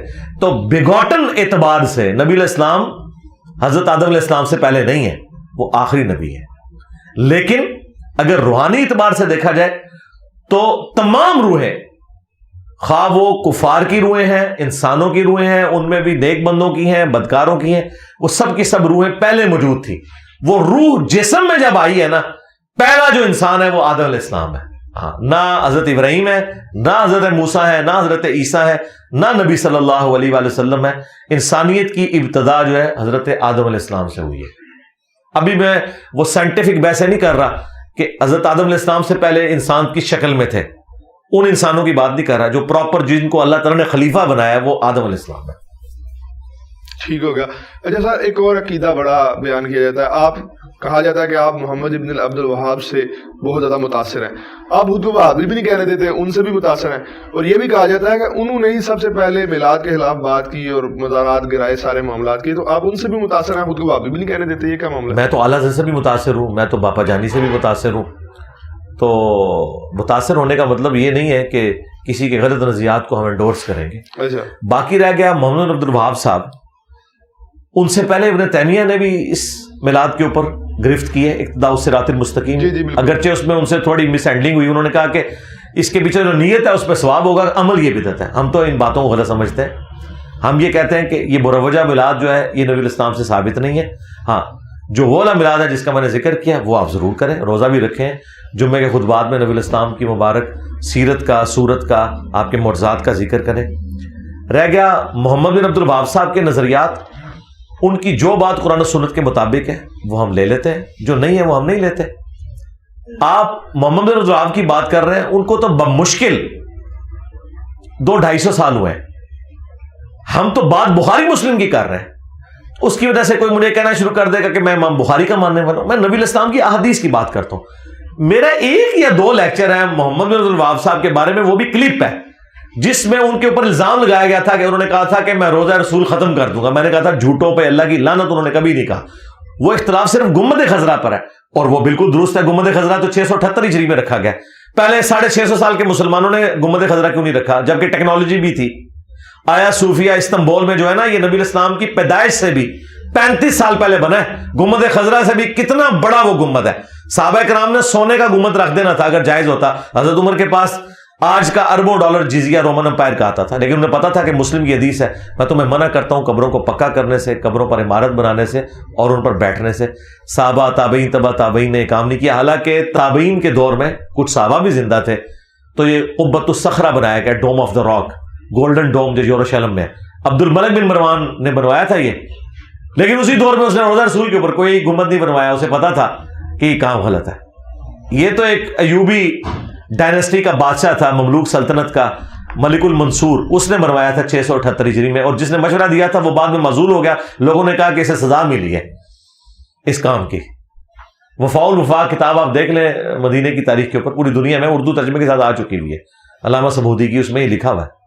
لیکن گنبد خضرا اگر آپ گرا دیں تو کفار کیا سوچیں گے؟ وہ ایک سمبولک بن گیا مدینے کے حوالے سے، رسول اللہ کی قبر کا ایک نشانی وہ بن گئی، سمبولک چیز ہے، تو وہ کیا سوچیں گے؟ جی اپنے ہی نبی کے اوپر سے وہ ایک معاملہ ہٹا رہے ہیں. دیکھیں پہلی تو بات ہے، ہم نے کبھی نہیں کہا کہ گنبد خضرا کو گرا دیں، ہم نے یہ کبھی نہیں کہا. ہم کیا جی میں بتاتا ہوں کیا کہ میں نے کہا گنبد خضرا کو اتار لیں. اچھا، گرانے اتارنے میں بڑا فرق ہے. اتار کیسے لیں؟ ہاں جی اتار لیں، جس طرح اوپر رکھا تھا. حجر عائشہ تو پہلے ہی موجود تھا جی، چھت بھی تھی. لوگ کہتے ہیں نبی کی قبر کو ننگا کرنا چاہتا ہے. بھائی نبی الاسلام کی قبر ننگی تھی 650 سال تک، یعنی خلفائے راشدین آل البیت نے نبی الاسلام کی قبر کو ننگا رکھا ہوا تھا. یعنی خام خواہ ایک جذباتی جملے بولتے ہیں، بالکل ایسا نہیں ہے. نبی الاسلام حجر عائشہ میں دفن ہوئے، کیونکہ ترمذی میں حدیث ہے نبی کو وہیں پہ دفن کیا جاتا ہے. جو اللہ تعالیٰ نے اس کے لیے محبوب جگہ رکھی ہوتی ہے وہاں پہ ان کو موت دیتا ہے. اس حدیث کے تحت حضرت بکر نے کہا تھا نبی الاسلام کی جس چرپائی پہ ڈیتھ ہوئی ہے نا اس کے نیچے آپ کی قبر کھودی جائے، اور وہ حجر عائشہ تھا. تو اس کے بعد مولا علی نے کبھی سیدہ فاطمہ کا مزار نہیں بنوایا. ایون نبی الاسلام کی 3 بیٹیاں آپ کی زندگی میں فوت ہوئی، آپ نے کسی کا مزار نہیں بنوایا. گنبد خضرا بعد میں رکھا گیا، ایک کام بعد میں ہوا ہے، اور اس کام کو اس وقت مسلمانوں نے غلط بھی سمجھا. اگر آپ اس کام کو صحیح سمجھتے ہیں تو پہلے 650 سال کے مسلمانوں کو کیا کہیں گے؟ جبکہ ٹیکنالوجی بھی تھی، یہ نہیں تھا کہ اس زمانے میں گنبد بنتے نہیں تھے. قبل از مسیح کلیسا بنے ہوئے، صحابہ کرام کے پاس ٹیکنالوجی بھی تھی. قبۃ الصخرہ میں نے بتایا کہ موجود تھا، اس کے باوجود انہوں نے نہیں رکھا کیونکہ وہ سمجھتے تھے یہ غلط ہے. جو کام غلط ہے اگر ایک بندہ اسے آ کے دوبارہ سے کرتا ہے، مثال کے طور پہ میں آپ کو ابھی سمجھاتا ہوں. کل کو یہ جو پوڈری چرسی قسم کے لوگ ہیں ان کا قبضہ ہو جائے مدینہ شریف پہ اور یہ ڈول ڈمکا شروع کر دے قبر رسول پہ، آپ نہیں روکیں گے؟ بالکل روکیں گے. کیوں روکیں گے؟ آپ یہ کہیں گے کہ یہ حضور کی مرضی سے ہو رہا ہے، آپ یہ کہیں گے خلاف شرع ہے. تو یہ گنبد جو لا کے رکھا گیا یہ خلاف شرع ہے نا، کیونکہ نبی اسلام کی حدیث ہے مسلم میں تمہیں منع کرتا ہوں قبروں کو پکا کرنے سے، عمارت بنانے سے اور ان پر بیٹھنے سے. خلاف شرع کام ہوا ہے نا. اور یہ دیکھیں یہ کہتے ہیں کہ جی یہ کیسے ہو سکتا ہے کہ اللہ کے نبی کی قبر کے اوپر خلاف شرع کام ہو جائے، اللہ تعالیٰ حفاظت کرنے والا ہے. پھر بڑا خطرناک کھیل میں کھیلوں گا آپ کے ساتھ. پھر تو میں یہ کہوں گا کہ امام کعبہ بھی اللہ کی مرضی سے ہے اور مسجد نبی کا امام بھی اللہ کی مرضی سے ہے، تو تم اس کے پیچھے نماز کیوں نہیں پڑھتے؟ پھر ہمیں کہیں گے نہیں جی وہ تو یزید بھی آ گیا تھا. وہ ایک جگہ تو ہونا، ایک ٹکٹ کتنے مزے کر رہے تھے. ٹھیک ہے. اچھا قبۃ الصغریٰ بھی تو ایک ڈوم آف دی راک اسے کہا جاتا ہے، ایک پتھر تھا جس سے حضور معراج میں گئے، تو اس میں بھی تو بنا دیا گیا گنبد. تو ایک پتھر کی تعظیم کی خاطر وہ گنبد بنا دیا، تو حضور کے اگر بنا دیا تو اس بعد والوں میں بے شک بنایا، لیکن اس میں کیا حرج ہو گیا؟ لاجیکلی آپ کی بات درست ہے جی. تو یہ اس زمانے میں جنہوں نے یہ بنوایا تھا ان کو قبر رسول پہ گنبد بنانے کا خیال کیوں نہیں ہے؟ اس وجہ سے کہ مسلم شریف میں جو ممانعت ہے نا وہ قبر پر عمارت بنانے کی ہے. آپ مسجد کے اوپر بھی گنبد بنا لیں کوئی مسئلہ نہیں ہے، قبر کے اوپر عمارت نہیں بنا سکتے. اصل اختلاف یہ ہے. تو قبۃ الصخرہ کسی کی قبر پہ نہیں بنا ہوا، وہ اس راک کے اوپر بنا ہوا ہے. نبی الاسلام نے اگر قبروں پر عمارت بنانے سے منع نہ کیا ہوتا نا تو میں کہتا ہوں کہ نبی الاسلام کی قبر مبارک پہ سونے کا گنبد بنا کے رکھنا چاہیے تھا. ہمارے لیے پروٹوکول والی بات ہے کہ ہم یہ کریں، ٹھیک ہے، کہ ہم نبی الاسلام کو اس حوالے سے تعظیم دیتے ہیں. لیکن چونکہ آپ علیہ السلام نے منع فرما دیا، جب آپ کوئی چیز منع کرتے، آپ مجھے بتائیں کیا سجدہ کرنا اس سے بڑی کو تعظیم ہو سکتی ہے؟ نہیں، بالکل نہیں. حضرت آدم علیہ السلام کو فرشتوں نے سجدہ کیا تو آدم علیہ السلام کی تعظیم کی نا. یوسف علیہ السلام کو ان کے بھائیوں نے سجدہ کر کے ان کی تعظیم کی نا. تو ہم کتنے بدبخت ہیں کہ اپنے نبی کو سجدہ کر کے ان کی تعظیم بجا نہیں لاتے. تو آپ کیا کہیں گے؟ اب حرام قرار دے دیا بس. لیکن وہ جو سجدے ہوئے ہیں ان کو ہم غلط اس لیے نہیں کہہ رہے کہ اس وقت تک جائز تھا تعظیمی، اب ہم اس کو حرام سمجھتے ہیں. کیونکہ ابو داؤد میں حدیث ہے میں سجدہ جائز سمجھتا تو بیویوں سے کہتا کہ اپنے خامدوں کو کریں. اور یہ اس موقع پہ آپ نے ارشاد فرمایا کہ جب ایک صحابی نے حضور کو سجدہ کیا، آپ فرمایا سر اٹھا کیا کر رہا ہے؟ کیا جب میں فوت ہو جاؤں گا تم میری قبر سے گزرو گے، میری قبر پہ بھی سجدہ کرو گے؟ انہوں نے کہا نہیں یا رسول اللہ. تو فرمایا مجھے بھی سجدہ نہ کرو. اگر میں سجدہ جائز سمجھتا تو بیویوں سے کہتا کہ اپنے خامدوں کو سجدہ کریں اس حق کے سبب جو اللہ تعالیٰ نے دیا. سجدہ جو تعظیم کا اعلیٰ ترین درجہ تھا، جو ہمارا دل کرتا ہے کہ ہم اپنے نبی کو کرتے، لیکن نبی نے منع کر دیا. وہ اعلیٰ حضرت نے بھی شعر کہا ہے، سر سوئے روزہ جھکا پھر تجھ کو کیا، دل تھا ساجد نج دیا پھر تجھ کو کیا. وہ کہہ رہے دل میرے سجدے میں تھا لیکن سر بس تھوڑا سا جھکا ہے. سجدہ میں اس لیے نہیں کر سکتا کہ نبی الاسلام کی اجازت نہیں ہے، لیکن دل سجدے میں ہی ہے. میں تو خیر اس کے ساتھ بھی ایگری نہیں کرتا. دل کی اجازت پتہ نہیں انہوں نے کہاں سے لے لی ہے. ہم تو کہتے ہیں نبی الاسلام نے منع فرمایا تو منع, بس دیٹس آل. لیکن یہ فتنے کا باعث بنے گا نا اگر گنبد خضرا کو ہٹا دیا جاتا ہے تو کتنے مسلمانوں کا. ہاں اس کے اوپر میں مانتا ہوں جی, اسی وجہ سے سعودی حکومت نے نہیں ہٹایا. ہاں جی, تو انہوں نے نہیں ٹھیک کیا یا نہیں کیا, آپ مطلب اس کو یوں ہی سمجھیں جو بخاری مسلم حدیث ہے, اے عائشہ تیری قوم نئی نئی جھالی سے نہ پھری ہوتی تو میں حتیم کو توڑ کے قبلے میں داخل کرتا. لیکن اس کا یہ مطلب نہیں کہ حضور خوش ہیں کہ کعبہ جو ہے وہ اس طرح ہو. نبی السلام نے کہا میری خواہش ہے کہ کعبے کو ابراہیمی بنیادوں کے اوپر تعمیر کروں, اور بخاری مسلم میں ہے کہ عبداللہ ابن زبیر نے کر بھی دیا تھا. یہ تو حجاج ابن یوسف نے پنگا کیا ہے, ادروائز حتیم کعبے میں داخل ہو چکا تھا. اور انہوں نے تصدیق کی تھی اما عائشہ سے. اما عائشہ نے کہا نبی الاسلام کی خواہش تھی, تو ان کا اما آج تو اسلام غالب ہے, میں خواہش پوری کروں گا. انہوں نے یہ کر دیا تھا. یہ حجاج نے توڑوا کے نا وہ آل زبیر اور آل امیہ کی ضد میں آ کے اس نے دوبارہ سے وہ کیا. اگر نہ ہوا ہوتا نا آج حتیم کعبے کے اندر ہی ہونا تھا. میں کہتا ہوں سعودی حکومت جتنی سٹرونگ تھی نا, ان کا یہ کام بنتا تھا کہ کنسنسس کے ساتھ, کسی نے بھی نہیں بولنا تھا. وقتی طور پہ بولتے خاموش ہو جاتے, لیکن کم از کم یہ مزارات جو دنیا میں بن رہے ہیں اس کی بنیاد کے اوپر, تو اگر نہیں کر سکے تو انشاءاللہ ہم امام مہدی کا انتظار کر رہے ہیں. امام مہدی انشاءاللہ یہ کام کریں گے, انشاءاللہ سنت کو اسٹیبلش کریں گے انشاءاللہ. قبر رسول پہ جانے کا آپ کا کیا عقیدہ ہے کہ وہاں پہ جانے کا کتنا ثواب ہے؟ میں نے تو سنا ہے جو وہابیزم کے ماننے والے ہیں وہ تو قبر رسول پہ جانے کے انکار ہیں, بلکہ شعر بھی آیا کہ اے ظاہر بتھا تو چلا جا مدینے کو اور ابلیس تو تجھے روکے گا, اس طرح کا کوئی شعر بھی پڑھا جاتا ہے. پتہ نہیں باقاعدہ طور پہ روکتے بھی ہیں وہابی کچھ نا. نہیں کوئی وہابی نہیں روکتا, ہم وہابیوں کے کوئی نمائندہ نہیں ہے, لیکن بالکل جھوٹ ہے. دیکھیں مفتی اعظم سعودیہ نے ایک کتاب چھاپی ہوئی ہے جس میں روزہ شریف کی حاضری کا لکھا ہوا ہے. اس میں انہوں نے باقاعدہ لکھا ہے کہ نبی الاسلام اپنی وفات کے بعد بھی اسی طریقے سے قابل احترام ہے جس طرح اپنی زندگی میں آپ کی قبر مبارک کے پاس بلند نہ کی جائے آواز. اور باقاعدہ انہوں نے وہی طریقہ لکھا ہے جو اہل سنت کے ہاں کتابوں میں ہے, 4 کتابوں میں, الموطا امام مالک میں, سنن کبری البیہقی میں, المصنف ابن ابی شیبہ میں, فضل الصلاۃ علی النبی میں, کہ عبداللہ بن عمر جب بھی سفر پہ جاتے یا واپس آتے پہلے مسجد نبی میں 2 نفل پڑھتے, اس کے بعد قبر رسول پر حاضر ہو کر پڑھتے السلام علیک یا رسول اللہ. پھر حضرت ابو بکر کی قبر پر آ کر عرض کرتے السلام علیک یا ابا بکر, پھر السلام علیک یا عمر. یہ آپ کی روٹین تھی. تو السلام علیک یا رسول اللہ قبر رسول پر پڑھنا اس کے اوپر امت کا اجماع ہے.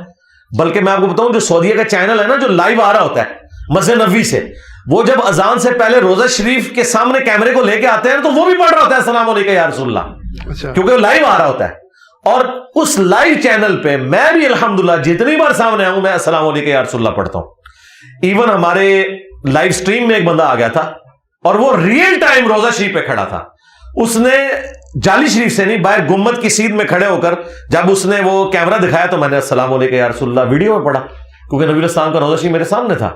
ٹھیک ہے, وہ تو ویڈیو میں سامنے تھا, تو پھر اس میں تو بس سامنے نہیں, میں ویسے بھی نماز میں پڑھتا ہوں. اچھا, السلام علیکم ایھا النبی. لیکن عقیدہ کیا ہے جو بخاری مسلم میں ہے کہ جب تم پڑھو گے السلام علینا وعلی عباد اللہ الصالحین تو زمین و آسمان میں تمام نیک بندوں تک اللہ تعالیٰ تمہارا سلام پہنچا دے گا. ہم السلام علیکم یا رسول اللہ پڑھتے ہیں, نماز میں بھی پڑھتے ہیں, نماز کے علاوہ بھی پڑھتے ہیں, لیکن پیچھے جو عقیدہ ہے نا وہ یہ ہے کہ ہمارا صلاۃ و سلام اللہ تعالیٰ اپنے نبی تک پہنچاتا ہے. یہ یہاں پہ آگے اختلاف ہو جاتا ہے جب آپ کہتے ہیں وہ خود سنتے ہیں, دور و نزدیک کے سننے والے وہ کان, یہ جو آپ کرتے ہیں نا اس میں ہم کہتے ہیں کہ یار یہ آپ غلو کر رہے ہیں دین میں. نبی الاسلام نے فرمایا اللہ تعالیٰ پہنچاتے تھے بس. مطلب فرشتے اگر پہنچا سکتے ہیں تو رسول اللہ صلی اللہ علیہ وسلم کی اتنا کہ نہیں کہ خود اس سن لیں فرشتے تو آپ سے بالکل. جی نبی الاسلام کا پروٹوکول ہے, فرشتے ان تک پہنچاتے ہیں. اچھا, نبی الاسلام کے اوپر اگر آپ نے کوئی چیز منسوب کرنی ہے جی تو وہ دین سے ثابت بھی ہونی چاہیے نا. کل کو آپ یہ کہیں گے کہ حضرت عیسیٰ کا پروٹوکول تو یہ ہے کہ انہیں ابھی تک موت نہیں آئی, حضرت عیسیٰ زندہ ہے نا, لیکن ہمارے نبی تو فوت ہو چکے ہیں, آخرت کی زندگی میں زندہ ہیں, دنیا سے تو فوت ہو گئے. حضرت عیسیٰ علیہ السلام پچھلے آلموسٹ 2000 سال سے تو زندہ ہیں آسمانوں پہ, اور ابھی پتہ نہیں کتنے ہزار سال تک انہوں نے زندہ رہنا ہے. تو کرسچنز کہتے ہیں دیکھو پھر ہمارا نبی تو ابھی تک زندہ ہے. تو ہم یہ کہتے ہیں کہ بھائی اس طریقے سے آپ مراتب کو کمپیئر کروا کے کوئی رزلٹ نہیں نکال سکتے. ہم تو انبیاء کی بھی انبیاء پہ جزوی فضیلت مانتے ہیں. ہم رسول اللہ صلی اللہ علیہ وآلہ وسلم کو کلی طور پر باقی انبیاء پر فضیلت دیتے ہیں, جزوی طور پر نہیں. جزوی طور پر بعض انبیاء کو نبی الاسلام پر فضیلت ہے. مثلا وَكَلَّمَ اللَّهُ مُوسَىٰ تَكْلِيمًا, اس پلینٹ ارتھ پہ صرف موسیٰ علیہ السلام ہے جن کے ساتھ اللہ نے کلام کیا ہے. ہمارے نبی کے ساتھ بھی نہیں کیا, وہ صرف شب معراج ہوا, دنیا میں نہیں ہوا. بخاری مسلم حدیث ہے قیامت والے دن سب سے پہلے ابراہیم علیہ السلام کو لباس پہنایا جائے گا, سب ننگے نکالے جائیں گے. وہ پروٹوکول حضرت ابراہیم علیہ السلام کا ہے. عیسیٰ ابن مریم بغیر باپ کے پیدا ہوئے ہیں, یہ پروٹوکول عیسیٰ ابن مریم کا ہے. ہمارے نبی علیہ السلام کے باپ تو تھے, اور قرآن میں ہے کہ ہم عیسیٰ علیہ السلام اور ان کی ماں کو جہان والوں کے لیے نشانی بنانے والے ہیں.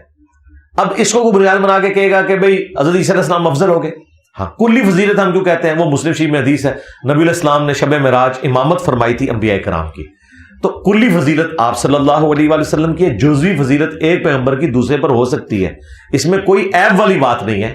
صحابہ کرام میں بھی جزوی فضائل ایک صحابی کے دوسرے کے اوپر ہیں, ٹھیک ہے. یہ ہو سکتا ہے کہ کسی معاملے میں ایک بندے کو ایسی فضیلت مل جائے جو دوسرے کو نہیں ہے, یہ پروٹوکول والی بات ہے, اللہ تعالیٰ کسی کو عطا فرما دے, اس کی بنیاد کے اوپر آپ آپس میں جھگڑا نہیں کریں گے. تو نبی صلی اللہ علیہ وآلہ وسلم کے بارے میں ہمارا یہ عقیدہ ہے کہ آپ تمام انبیاء سے افضل ہیں. لیکن اگر آپ یہ کہیں گے تمام انبیاء تیرے در کے سوالی, یہ بات غلط ہو جائے گی. ہاں, قیامت کے دن ہر کوئی رسول اللہ کی طرف متوجہ ہوگا شفاعت کے لیے, اور وہ بھی بالاذن ہوگی. وہ نبی علیہ السلام کے سوالی نہیں ہے, وہ اللہ کے سوالی ہیں, نبی علیہ السلام تک پہنچے. لیکن اس کو بنیاد بنا کے آپ دنیا میں تو نبی علیہ السلام سے نہیں مانگیں گے نا. وہ کہتے ہیں نا, آج لے ان کی پناہ, آج مدد مانگ ان سے, اعلیٰ حضرت نے شعر کہا ہے نا, پھر نہ مانیں گے اگر قیامت میں مان گیا. خدا کے لیے یار, قیامت میں تو نبی علیہ السلام ہمارے سامنے ہے, پھر میں ان کو پھکا دوں گا کہ آج پھر دنیا کی کورٹس میں اپنا کیس کیوں لے کے جاتے ہو, قبر رسول سے کیوں نہیں فیصلہ کرتے؟ سورہ النساء کی آیت نمبر 65 کے تحت کہ نبی کو اپنا حاکم مانو, تو یہ کیا کہیں گے کہ نبی علیہ السلام دنیا سے جا چکے, اب ہم دنیا کی کورٹس میں ہی جائیں گے, تو ہم آپ کو گستاخ رسول کہیں گے. بھائی نبی علیہ السلام کا دنیا سے جانے کے بعد وہ والا رشتہ نہیں ہے اس دنیا کے ساتھ جو آپ کا دنیا کی زندگی میں تھا. ہمارا صراط والسلام آپ تک پہنچتا ہے. ہم تو اس حدیث کو بھی صحیح مانتے ہیں ابو داؤد میں کہ جو شخص قبر رسول پر پڑھتا ہے السلام علیکم یا رسول اللہ, تو نبی علیہ السلام اس کے سلام کا جواب بھی دیتے ہیں. آپ نے فرمایا میری روح اللہ تعالیٰ لوٹا دے گا, میں اس کے سلام کا جواب دوں گا, لیکن وہ جواب ہم سنیں گے نہیں. نہ ہمارا سلام حضور سنتے ہیں, بلکہ اللہ ان تک پہنچاتا ہے اور وہ سننے کے بعد ہمیں دعا دے دیتے ہیں. اور یہ پروٹوکول صرف قبر رسول کا ہے. یہاں سے بھی ہمارا سلام پہنچ رہا ہے. سنن نسائی میں حدیث ہے, زمین میں فرشتے سے یاد کرتے ہیں, میرے امتیوں کا سلام میرے تک پہنچاتے ہیں. نبی علیہ السلام تک ہمارا سلام پہنچتا ہے, آپ جواب بھی دیتے ہیں. لیکن یہ سب کا سب برزخی معاملہ ہے, فزیکل نہیں ہے کہ کسی کو روزہ شریف سے اندر سے آواز آ جائے. ورنہ بریلویوں کو آواز آئے دیوبندی نہیں مانتے, دیوبندیوں کو آئے بریلوی نہیں مانتے, اور ہم دونوں کی بات نہیں مانتے. ہم کہتے ہیں کہ یار سیدہ فاطمہ تو اس غم سے فوت ہو گئی ہے کہ میں اپنے باپ کی آواز نہیں سن سکوں گی. تم لوگ کہتے ہو کہ قبر رسول پہ جا کے شیخ احمد رفاعی کے لیے نبی علیہ السلام نے 555 ہجری میں ہاتھ مبارک نکال لیا. جھوٹ بول رہے ہیں. اچھا, اس کے علاوہ یہ تھا کہ آپ قبر رسول پہ صلی اللہ علیہ وسلم حاضری کے ثواب کے بھی منکر ہیں؟ نہیں, کوئی منکر نہیں ہے. ہم کہتے ہیں اس پلانٹ ارتھ پہ اچھا نفلی عبادات میں سب سے افضل عبادت قبر رسول کی حاضری ہے, اس میں کوئی شک نہیں ہے. جو لوگ مدینہ شریف ہیں انہیں تو دن میں جتنی دفعہ موقع ملے رسول اللہ کی قبر پہ حاضر ہوں, کیونکہ یہ تو پروٹوکول ہے. جو قبر پر سلام عرض کرتا ہے نبی علیہ السلام اس کا جواب خود دیتے ہیں, اچھا ایٹ دا اسپاٹ دیتے ہیں, کیونکہ الفاظ ہیں اللہ تعالیٰ میری روح کو متوجہ کرے گا, میں اس کے سلام کا جواب دوں گا. ویسے تو ادھر کے سلام کا جواب بھی ہمیں مل رہا ہے, لیکن وہ بالکل نقد مل رہا ہے اسی وقت. تو آپ جائیں, بار بار جائیں, اس میں تو مطلب کوئی دوسری رائے نہیں ہے. وہ تو اس دنیا کا حصہ ہی نہیں ہے. قبر رسول تو جنت کے ٹکڑے میں. نبی علیہ السلام نے فرمایا میرے گھر سے لے کر میرے ممبر تک ریاض الجنہ ہے, جنت کے ٹکڑوں میں سے ایک ٹکڑا ہے. اور امام بخاری نے اس کے اوپر باب باندھا ہے کہ قبر رسول سے ممبر رسول جنت کا ٹکڑا ہے. امام بخاری نے کہا کہ قبر رسول جنت کا ٹکڑا ہے, اور اس کا اس دنیا سے کوئی تعلق ہی نہیں ہے, اس اعتبار سے کہ کوئی اس کے لیول کی فضیلت والی چیز ہو. ہم قبر رسول کو, مدینہ شریف کو مکہ سے بھی افضل سمجھتے ہیں. ہمارا جھگڑا یہ ہوتا ہے کہ جب یہ لوگ اللہ کے عرش کے ساتھ اسے کمپیئر کروانا شروع کر دیتے ہیں اور اپنی طرف سے چیزیں دین کے اندر داخل کرتے ہیں, تو وہ پھر زیادتی والی بات. اگر یہ کہے کہ نبی علیہ السلام اللہ کے عرش سے افضل ہے, بالکل ٹھیک ہے, عرش بھی مخلوق ہے, نبی علیہ السلام اشرف المخلوقات ہیں. لیکن جب یہ کہتے ہیں قبر رسول کی مٹی اللہ کے عرش سے افضل ہے, یہ پھر غلو ہو جاتا ہے. وہ کہتے ہیں جتنا حصہ حضور کی جسد مبارک کے ساتھ جو ہے ٹچ کیا ہوا ہے, تو وہ حصہ تو واقعہ نہیں. وجہ آپ جو جسم اطہر کے ساتھ جو چیز ٹچ کی ہے, یہ پتہ کتنا خطرناک کھیل کھیل رہے ہیں. ہم اللہ کے لیے تو یہ تمثیل بیان نہیں کر سکتے نا کہ اللہ عرش پر ہے. اس طرح بھی میں مثال نہیں دے سکتا جس طرح میں اپنی کرسی پہ ہوں. یہ مثال ہی دینا چاہتے ہیں کہ جس عرش کے اوپر اللہ ہے نا اس کی فضیلت کم ہے, اور جس مٹی کے ٹکڑے کے اوپر نبی ہے نا اس کی فضیلت زیادہ ہے. یہ خطرناک شیطانی کھیل یہ کھیل رہے ہوتے ہیں اس وجہ سے ہم انہیں کنڈیم کرتے ہیں. جب ہم یہ بات کرتے ہیں وہ کہتے ہیں نہیں نہیں اللہ تعالیٰ کوئی عرش نے کوئی اللہ کو اٹھایا ہوا ہے. بھائی اللہ تو کہہ رہا ہے نا الرحمن علی العرش استویٰ, جو اعلیٰ حضرت نے صحیح ترجمہ کیا ہے, رحمان اپنے عرش پر مستوی ہوا جیسا کہ اس کی شان کے لائق ہے. بہرحال اللہ نے عرش کو اپنے ساتھ منسوب کیا ہے نا. اللہ کا پائے حکومت, پائے تخت کیا ہے؟ عرش. سورہ بنی اسرائیل میں ہے کہ اللہ کے ساتھ اگر کوئی اور الہ ہوتا تو ضرور عرش کا راستہ تلاش کرتا تاکہ اس پہ قبضہ کر لے. دنیا میں بھی چھوٹے چھوٹے مہاراجوں کی خواہش ہوتی ہے نا کہ بڑے راجے کے تخت کے اوپر قبضہ کر لیں. تو یہ قرآن کے الفاظ ہیں کہ اگر اللہ کے ساتھ کوئی اور الہ ہوتا نا تو اس تلاش میں ہوتا کہ عرش پہ کسی طریقے سے قبضہ کر لے. یعنی اللہ تعالیٰ اپنا دارالحکومت کہہ لیں یا اپنا جو تخت ہے حکومت کا وہ عرش کو قرار دے رہا ہے. اس اعتبار سے نہیں کہ کوئی اللہ اس پہ بیٹھا ہوا ہے یا عرش نے کوئی اللہ کو اٹھایا ہوا ہے, نہیں. اب آپ اس کو قبر رسول کے ساتھ جب کمپیئر کرواتے ہیں اور پھر کہتے ہیں حصہ زمین جو حضور سے ٹچ ہے. بھائی جو حضور سے ٹچ ہے حصہ زمین وہ نبی الاسلام کے جسم کا ٹکڑا نہیں ہے. لیکن خمیر تو وہاں سے اٹھایا گیا, خمیر اٹھا لیا نا, جو اٹھ گیا ختم. ورنہ اگر خمیر اٹھایا گیا پھر ابو بکر عمر کے خمیر کہاں سے اٹھے؟ وہ بھی تو وہیں سے اٹھے. تو پھر آپ یہ بھی کہیں. اور پھر آخری بات جو اتنے بڑا جھوٹ انہوں نے بولا ہے, جو حصہ زمین حضور کو ٹچ کر رہا ہے, حضور کو تو کوئی حصہ زمین ٹچ ہی نہیں کر رہا. مسلم شریف میں حدیث ہے نبی الاسلام کی قبر میں پہلے سرخ چادر بچھائی گئی, اس کے اوپر آپ کی میت لٹائی گئی ہے. آپ تو زمین سے ٹچ ہی نہیں کر رہے. تو یہ کہیں کہ جی جو نبی الاسلام کو ٹچ کر رہی ہے چادر, آپ کا کفن مبارک, اور اس سے بڑھ کر تو آپ کے بال مبارک ہیں. آج تک کسی صحابی نے کہا کہ حضور کے بال مبارک اللہ کے عرش سے افضل ہے, آپ کا کرتا مبارک اللہ کے عرش سے افضل ہے؟ ان کے پاس تو تھے بال مبارک جو حضور کے جسم کے ٹکڑے ہیں اوریجنل. قبر رسول جسم کا ٹکڑا نہیں ہے, بلکہ وہ خمیر جو اٹھ گیا وہ اٹھ گیا. باقی جو ہے اگر آپ اس کو کہیں گے تو پورا ریاض الجنہ پھر اس صرف قبر رسول کی یوں بات کر رہے ہیں. تو نبی الاسلام کے جو اپنے جسم کا حصہ ہے اس کو کسی صحابی نے نہیں کہا کہ اللہ کے عرش سے افضل ہے. یہ تو مفتی احمد خان نعیمی نے کہا کہ جی حضرت آمنہ کا پیٹ جو ہے اللہ کے عرش سے افضل ہے, بلکہ انہوں نے تو لکھا ہے مشکات کی شرح میں اور قرآن کی شرح میں, اے شرح اور لا الہ الا انت سبحانک انی کنت من الظالمین دی, وہ کہتے ہیں وہ مچھلی جس کے پیٹ میں یونس رہے وہ بھی اللہ کے عرش سے افضل ہے. من دسو اے لکھا ہے مفتی احمد نعیمی نے.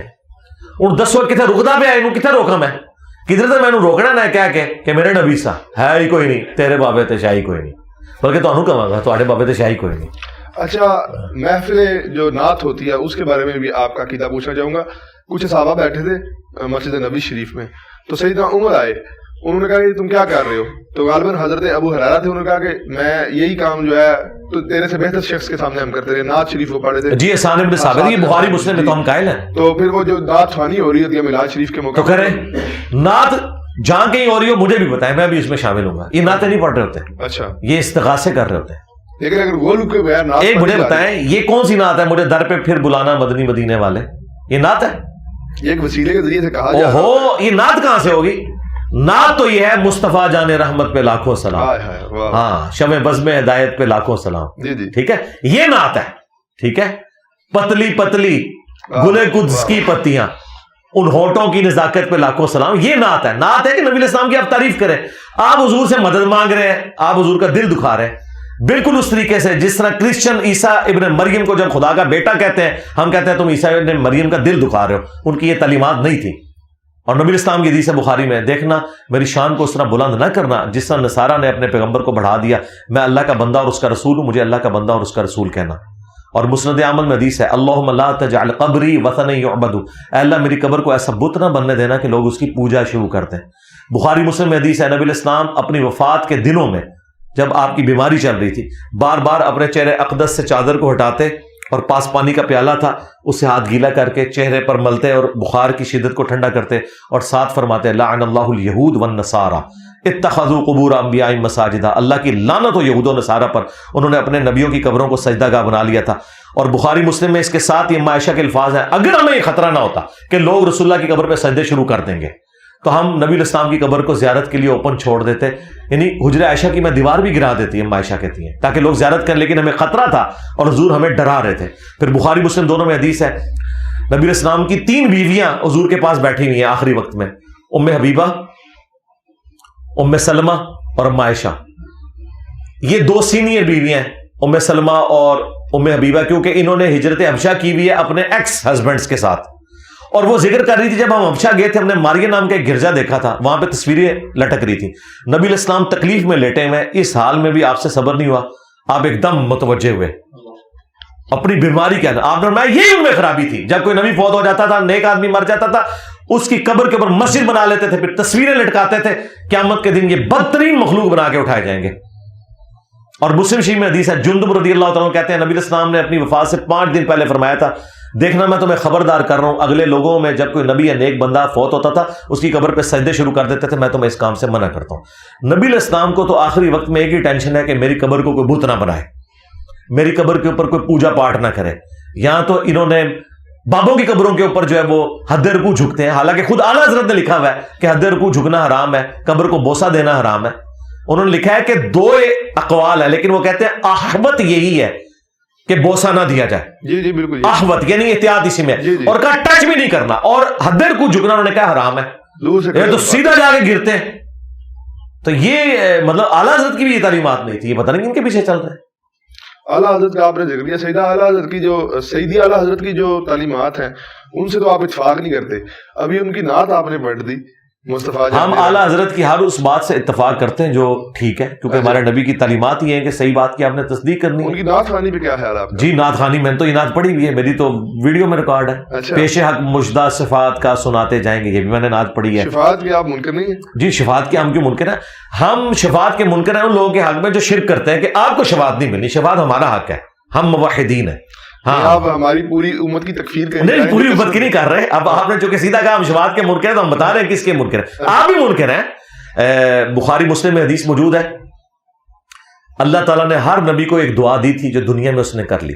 میں نے اپنی دعا سنبھال کے رکھی ہے، میں اس دعا کے ذریعے قیامت کے دن شفاعت کروں گا، اور میری شفاعت میں سے میرے ہر امتی کو حصہ ملے گا سوائے اس کے جس نے شرک کیا ہوا. یہ نبی کا فرمان ہے، یہ میرا کہنا نہیں ہے. شرک تو نہیں کرتے، تعویل کے ساتھ. وہ آگے میں جاتا ہوں، تعویل پہ بھی آتا ہوں. تو نبی علیہ السلام نے فرمایا کہ مشرک کو یعنی شرک کا نام تو لینے دینا. آپ لوگ الرجی کیوں ہوتے ہیں اس لفظ سے؟ اگر آپ نہیں کر رہے تو الرجی کیوں ہوتے ہیں؟ آپ نے گستاخی کے فتوے لگائے، میں تو کوئی الرجی نہیں ہوا، میں نے تو جواب دیا ہے کہ یار یہ اس طرح نہیں اس طرح. آپ بھی تسلی سے سنیں کہ بھائی نبی علیہ السلام نے کہا کہ مشرک کے لیے شفاعت نہیں ہے. اچھا. شب معراج عبداللہ ابن مسعود کہتے ہیں نبی علیہ السلام کو 3 تحفے ملے. نمبر 1، آپ صلی اللہ علیہ وسلم کو اللہ تعالیٰ نے 5 نمازوں کا گفٹ دیا. نمبر 2، سورۃ البقرہ کی آخری 2 آیات. اور نمبر 3، آپ کا جو امتی شرک نہیں کرتا ہوگا نا میں اسے بخش دوں گا. یہ 3 تحفے آپ کو شب معراج ملے ہیں. تو شرک بڑا سینسٹیو ایشو ہے. اچھا مجھے بتائیں درباروں پہ جا کے جو سیدھے جا کے گر رہے ہیں، لیکن مجھے بتائیں یہ وہابی ہیں جو گرتے ہیں، یہ ہے کس کی مخلوق ہے؟ مطلب جن کی ہے وہی سنبھالے نا جی، کوئی خلائی مخلوق تو نہیں ہے یہ. ٹھیک ہے. اور ان مزارات کے اوپر ان کاموں کو روکنا کس کی ذمہ داری ہے؟ اچھا آپ روکتے ہیں، آپ کو مبارک ہو. آپ جہلم بھی تشریف لیں، جہلم میں بھی اس وقت درجنوں مزارات ہیں جہاں پہ یہ کام ہو رہے ہیں. یہ خدمت کس نے کرنی ہے؟ یہاں پہ جلسے جلوس تو بریلوی کرنے کے لیے تیار ہے، لیکن یہ سارے کے سارے جو سرکس اور میلے ٹھیلے لگ رہے ہوتے ہیں اس کو رکوانے کے لیے تو کوئی تیار نہیں ہے. اگر کوئی اہل حدیث رکوائے گا اس کو کہتے ہیں یہ بزرگوں کا منکر ہے. آپ روک دیں کوئی نہیں، ٹھیک ہے، اور کسی کو روکنے نہیں دیتے. ٹھیک ہے. تو اس لیے ہم تو علمی جہاد کر کے آپ کو بتاتے ہیں کہ بھائی یہ غلط ہو رہا ہے، اس سے بچ جائیں. تو ہم کوئی منکر نہیں ہے نا نعت خوانی کے، ہم کہتے ہیں نعت پڑھیں یار، نبی علیہ السلام کی تعریف بیان کریں. آپ کو مشکل کشا اور حاجت روا اس اعتبار سے یعنی بنا کے پکارنا اور آپ سے دعائیں کرنا. ٹھیک ہے. یا رسول اللہ انظر حالنا، صحابہ نے تو نہیں کیا. بخاری مسلم حدیث ہے 70 صحابہ کو دھوکے سے شہید کیا گیا. انہوں نے شہید ہوتے وقت کہا اے اللہ ہمارے نبی کو ہمارے حال کی خبر کر دینا، ہم ان کے دین پر ثابت قدم ہیں اور اپنے رب سے اس حال میں مل رہے ہیں کہ ہم اپنے رب سے راضی، ہمارا رب ہم سے راضی. حضور دنیا میں موجود ہے اور صحابہ کرام یا رسول اللہ انظر حالنا نہیں کہہ رہے. اس ایک حدیث نے 3 عقیدے کلیئر کر دی، اور اس میں الفاظ ہیں بخاری میں کہ حضرت جبرائیل نے آ کے خبر دی کہ آپ کے صحابہ کو یوں دھوکے سے شہید کر دیا گیا، اور انہوں نے کہا اے اللہ ہمارے نبی کو ہمارے حال کی خبر کر دینا. یعنی صحابہ کرام نبی علیہ السلام کو حاضر ناظر نہیں مانتے تھے، عالم الغیب نہیں مانتے تھے اس اعتبار سے. اور تیسرا نبی صلی اللہ علیہ وآلہ وسلم سے مدد بھی نہیں مانگتے تھے، بلکہ انہوں نے کہا اے اللہ ہمارے نبی کو ہمارے حال کی خبر کر دینا. ہاں نبی کو جب اللہ بتاتا ہے تو وہ تو اعلیٰ حضرت نے صحیح ترجمہ کیا ہے، اے غیب کی خبریں دینے والے. ٹھیک ہے نا. تو غیب کی خبر تو نبی علیہ السلام دیتے ہیں اللہ کے بتانے سے. مستعین بالصبر والصلاۃ، یہ کیا ہے پھر؟ جو ڈاکٹر جلالی صاحب نے تو باقاعدہ طور پہ اس پہ گھنٹوں گفتگو کی ہے اور آپ کو مناظرے کا چینل بھی کیا ہے کہ میرے سامنے بیٹھ جائے میں ثابت کروں گا کہ بعد میں بھی ایک نبینہ صحابی آئے تھے انہوں نے یہ دعا کی تھی، تو اس بارے میں آپ کیا کہیں گے؟ جی ہم یہ کہیں گے کہ ڈاکٹر اشرف جلالی صاحب مفتی منیب الرحمان صاحب سے ویڈیو بنوا دیں کہ ڈاکٹر اشرف جلالی کی ہار میرے فرقے کی ہار ہے اور مفتی منیب کی ہار ہے، اور اس کی جیت میری جیت اور میری جیت میرے فرقے کی جیت ہے، تو کل کا سورج طلوع نہیں ہونے دیں گے، ہم اپنی اکیڈمی میں انہیں گاڑی بھیج کے منگوا لیں گے۔ اس میں تو وہ بات ہوگی نا کہ نہ نو من تیل ہوگا، نہیں اس کی وجہ یہ ہے نا کہ بھئی یہ پارٹی بازی ہے نا، قد کاٹ بڑے والا بندہ لے کے آئے نا، میں کتنوں سے بات کروں گا؟ اشرف جلالی سے اگر کوئی بات ہوگی تو کل کو حنیف قریشی صاحب کہیں گے کہ نہ حنیف قریشی نے جان بوجھ کے نا ایک پتا چھوڑا ہے اس اعتبار سے، تو اس کو دیکھ لیں میری کرامت ظاہر ہوئی ہے نا، اس کے بعد اس پہ ایف آئی آر بھی کٹ گئی ہے، یہ کرامت ظاہر ہوئی ہے نا، وہ کہتا تھا نہیں میں نمائندہ ہوں، اس کو پتا چل گیا اور اس نے کہا کالا کوا، تو وہ یہ صرف ان کی باتیں ہیں، نہیں تو واسطین اس سے بری وسعت میں، تو وہ تو خود بھی قائل نہیں ہے۔ کیا آپ لوگ المدد یا نماز المدد یا صبر کہتے ہیں؟ لیکن جیسے انہوں نے پوری آیت پڑھو نا، ان اللہ مع الصابرین، اس کی تفسیر میں جو صحابی آئے تھے انہوں نے نبینہ صحابی وہ سارا واقعہ جو بیان جی ہم مانتے ہیں، کیوں نہیں مانتے؟ تو پھر اس کے بعد اس میں یا رسول اللہ مدد کہاں ہے میرے بھائی؟ اس میں اے اللہ میں تیرے نبی کے وسیلے سے تیری طرف متوجہ ہوتا ہوں، اے اللہ کے رسول میں آپ کے ذریعے سے اللہ کی طرف متوجہ ہوتا ہوں۔ ابن ماجہ میں تو اتنی حدیث ہے نا، یہ لے کے آتے ہیں المعجم الکبیر طبرانی سے، اگرچہ اس کی صحت پہ ہمیں اختلاف ہے، ہم کہتے ہیں اس کو بھی صحیح مان لیں، عثمان بن حنیف والی جو روایت ہے، تو اس میں تو رسول اللہ سے تو مدد نہیں مانگی انہوں نے کہا یا رسول اللہ میں آپ کے ذریعے اللہ کی طرف متوجہ ہوتا ہوں، اور اے اللہ میں تیرے نبی کے وسیلے سے تیری طرف متوجہ ہوتا ہوں۔ رسول اللہ سے تو مانگا ہی کچھ نہیں ہے، ثابت ہو گیا وسیلہ تو ہم مانتے ہیں نا یار، وسیلے کا کون انکاری ہے؟ ہم استعانت کے خلاف ہیں، ٹھیک ہے، ہاں اگر کوئی اس طریقے سے وسیلہ کرتا ہے نبی اسلام کے حوالے سے تو کرے، لیکن مانگنا اللہ سے ہے، ہمارا جھگڑا ختم۔ اور میں یہ آج نہیں کہہ رہا، میں نے آج سے کم از کم 4-5 سال پہلے ویڈیو ریکارڈ کروائی ہے، وسیلے کے نام پہ دھوکہ، عثمان بن حنیف کی میں نے حدیث ڈسکس کی ہے، اور میں نے کہا اگرچہ ہمیں اس کی صحت میں اختلاف ہے لیکن اہل سنت کے کچھ محدثین اسے صحیح سمجھتے ہیں، ہم اسے صحیح سمجھتے ہوئے کہتے ہیں کہ ہم کوئی اختلاف نہیں کرتے، لیکن مانگنا تو اللہ سے ہے نا، اس میں رسول اللہ سے کیا مانگا گیا ہے؟ پھر کبھی رسول پہ جا کے میں یہ کہہ سکتا ہوں کہ یا رسول اللہ میں آپ کی وجہ سے اللہ کی طرف متوجہ ہوتا ہوں، آپ کے وسیلہ سے، تو کہہ لیں کیا مسئلہ ہے؟ مانگنا تو اللہ سے ہے نا، ہاں مانگ اللہ سے، ہاں تو کہہ رہے نا، لیکن پھر ساتھ مانے کہ رسول اللہ سے ڈائریکٹ مانگنا پھر شرک ہے، یہ مانے، ٹھیک ہے؟ میں آج آپ کو جنتی گروہ ہونے کا سرٹیفکیٹ دے دیتا ہوں بریلویوں کو، لکھوا لیں، میں کہوں گا جی میری نظر میں آپ کی توحید پاس ہے، وہابی جو کہتے رہے میں آپ کی توحید آج پاس کرنے کے لیے تیار ہوں۔ میں اپنی ویڈیو میں کہہ چکا ہوں کہ آپ زیادہ سے زیادہ وسیلہ اور توسل والا معاملہ تھا، استعانت والا اب یہ بھی شیعہ کہتے ہیں ہم یا علی مدد سے مراد یہ ہے کہ حضرت علی کو ہم وسیلہ ڈالیں، یار ہمیں اردو نہیں آتی ہے، یا علی مدد وسیلہ کیسے ہو گیا؟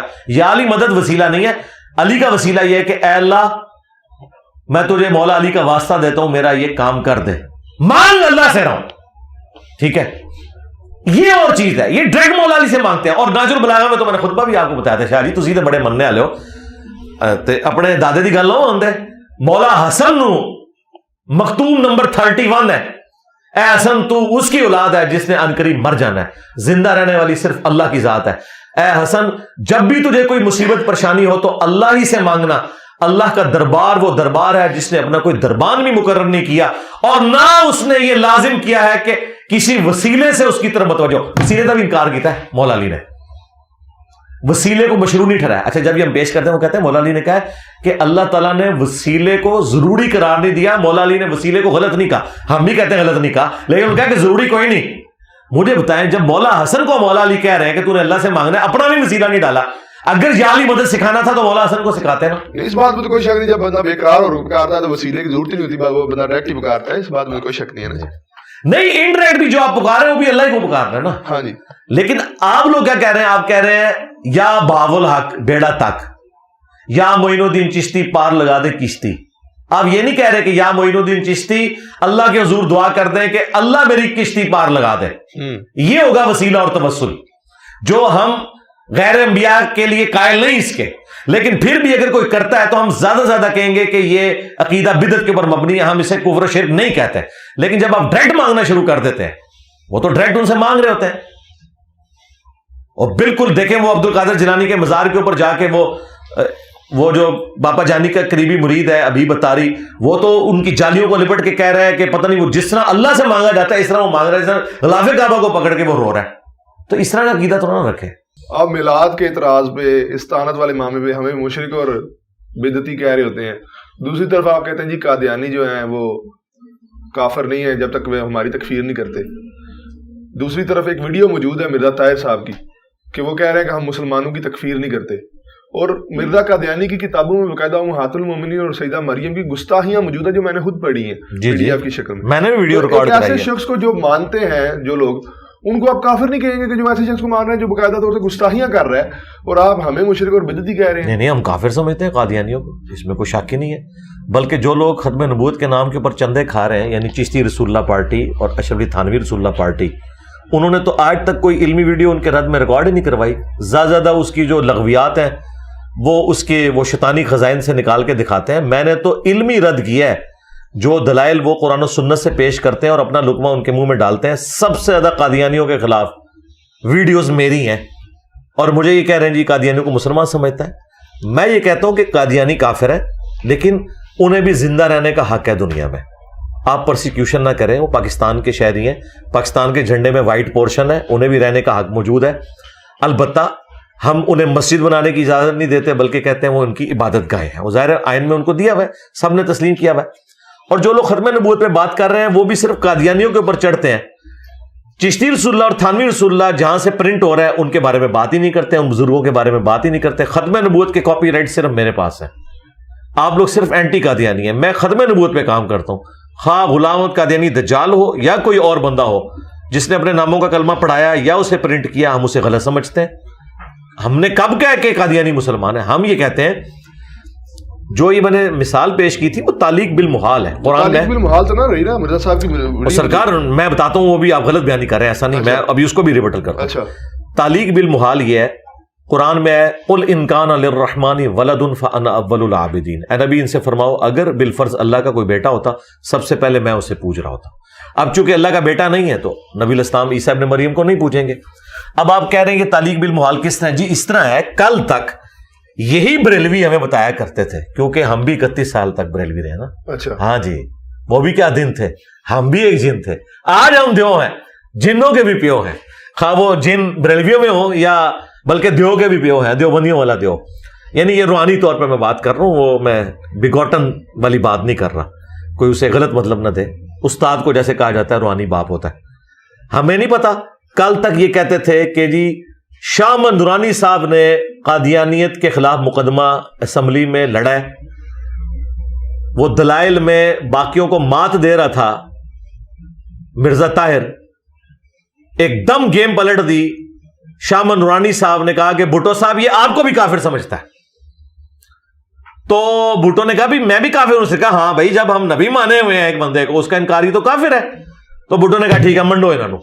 کل تک یہ بریلویوں کا فخر تھا کہ اتنی چال چلی علمی طور پہ، بڑی پازیٹیو چال.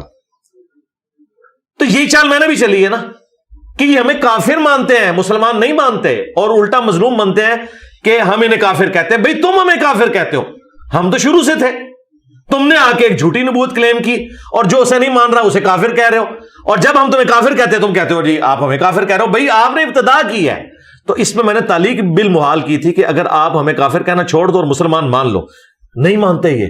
اگر یہ ہمیں مسلمان مانے نا یہ خود کافر ہو جائیں گے. کیوں؟ اس لیے کہ غلام قادیانی ان کے نزدیک نبی ہے اور نبی کو میں دجال مان رہا ہوں ان کے نبی کو. تو جب میں اسے دجال مان رہا ہوں تو وہ کیسے مجھے مسلمان مان سکتے ہیں؟ مجھے بتائیں. کرسچنز کو ہم مسلمان مان سکتے ہیں؟ وہ کہتے ہیں نبی الاسلام پہ ہم کاپی رائٹس کا مقدمہ کرتے ہیں، انہوں نے تورات اور انجیل سے چوری کر کے قرآن لکھا ہے. ٹھیک ہے، ہم انہیں مسلمان نہیں ماننے کے لیے تیار، اس لیے کہ نبی الاسلام کی نبوت کو نہیں مان رہے.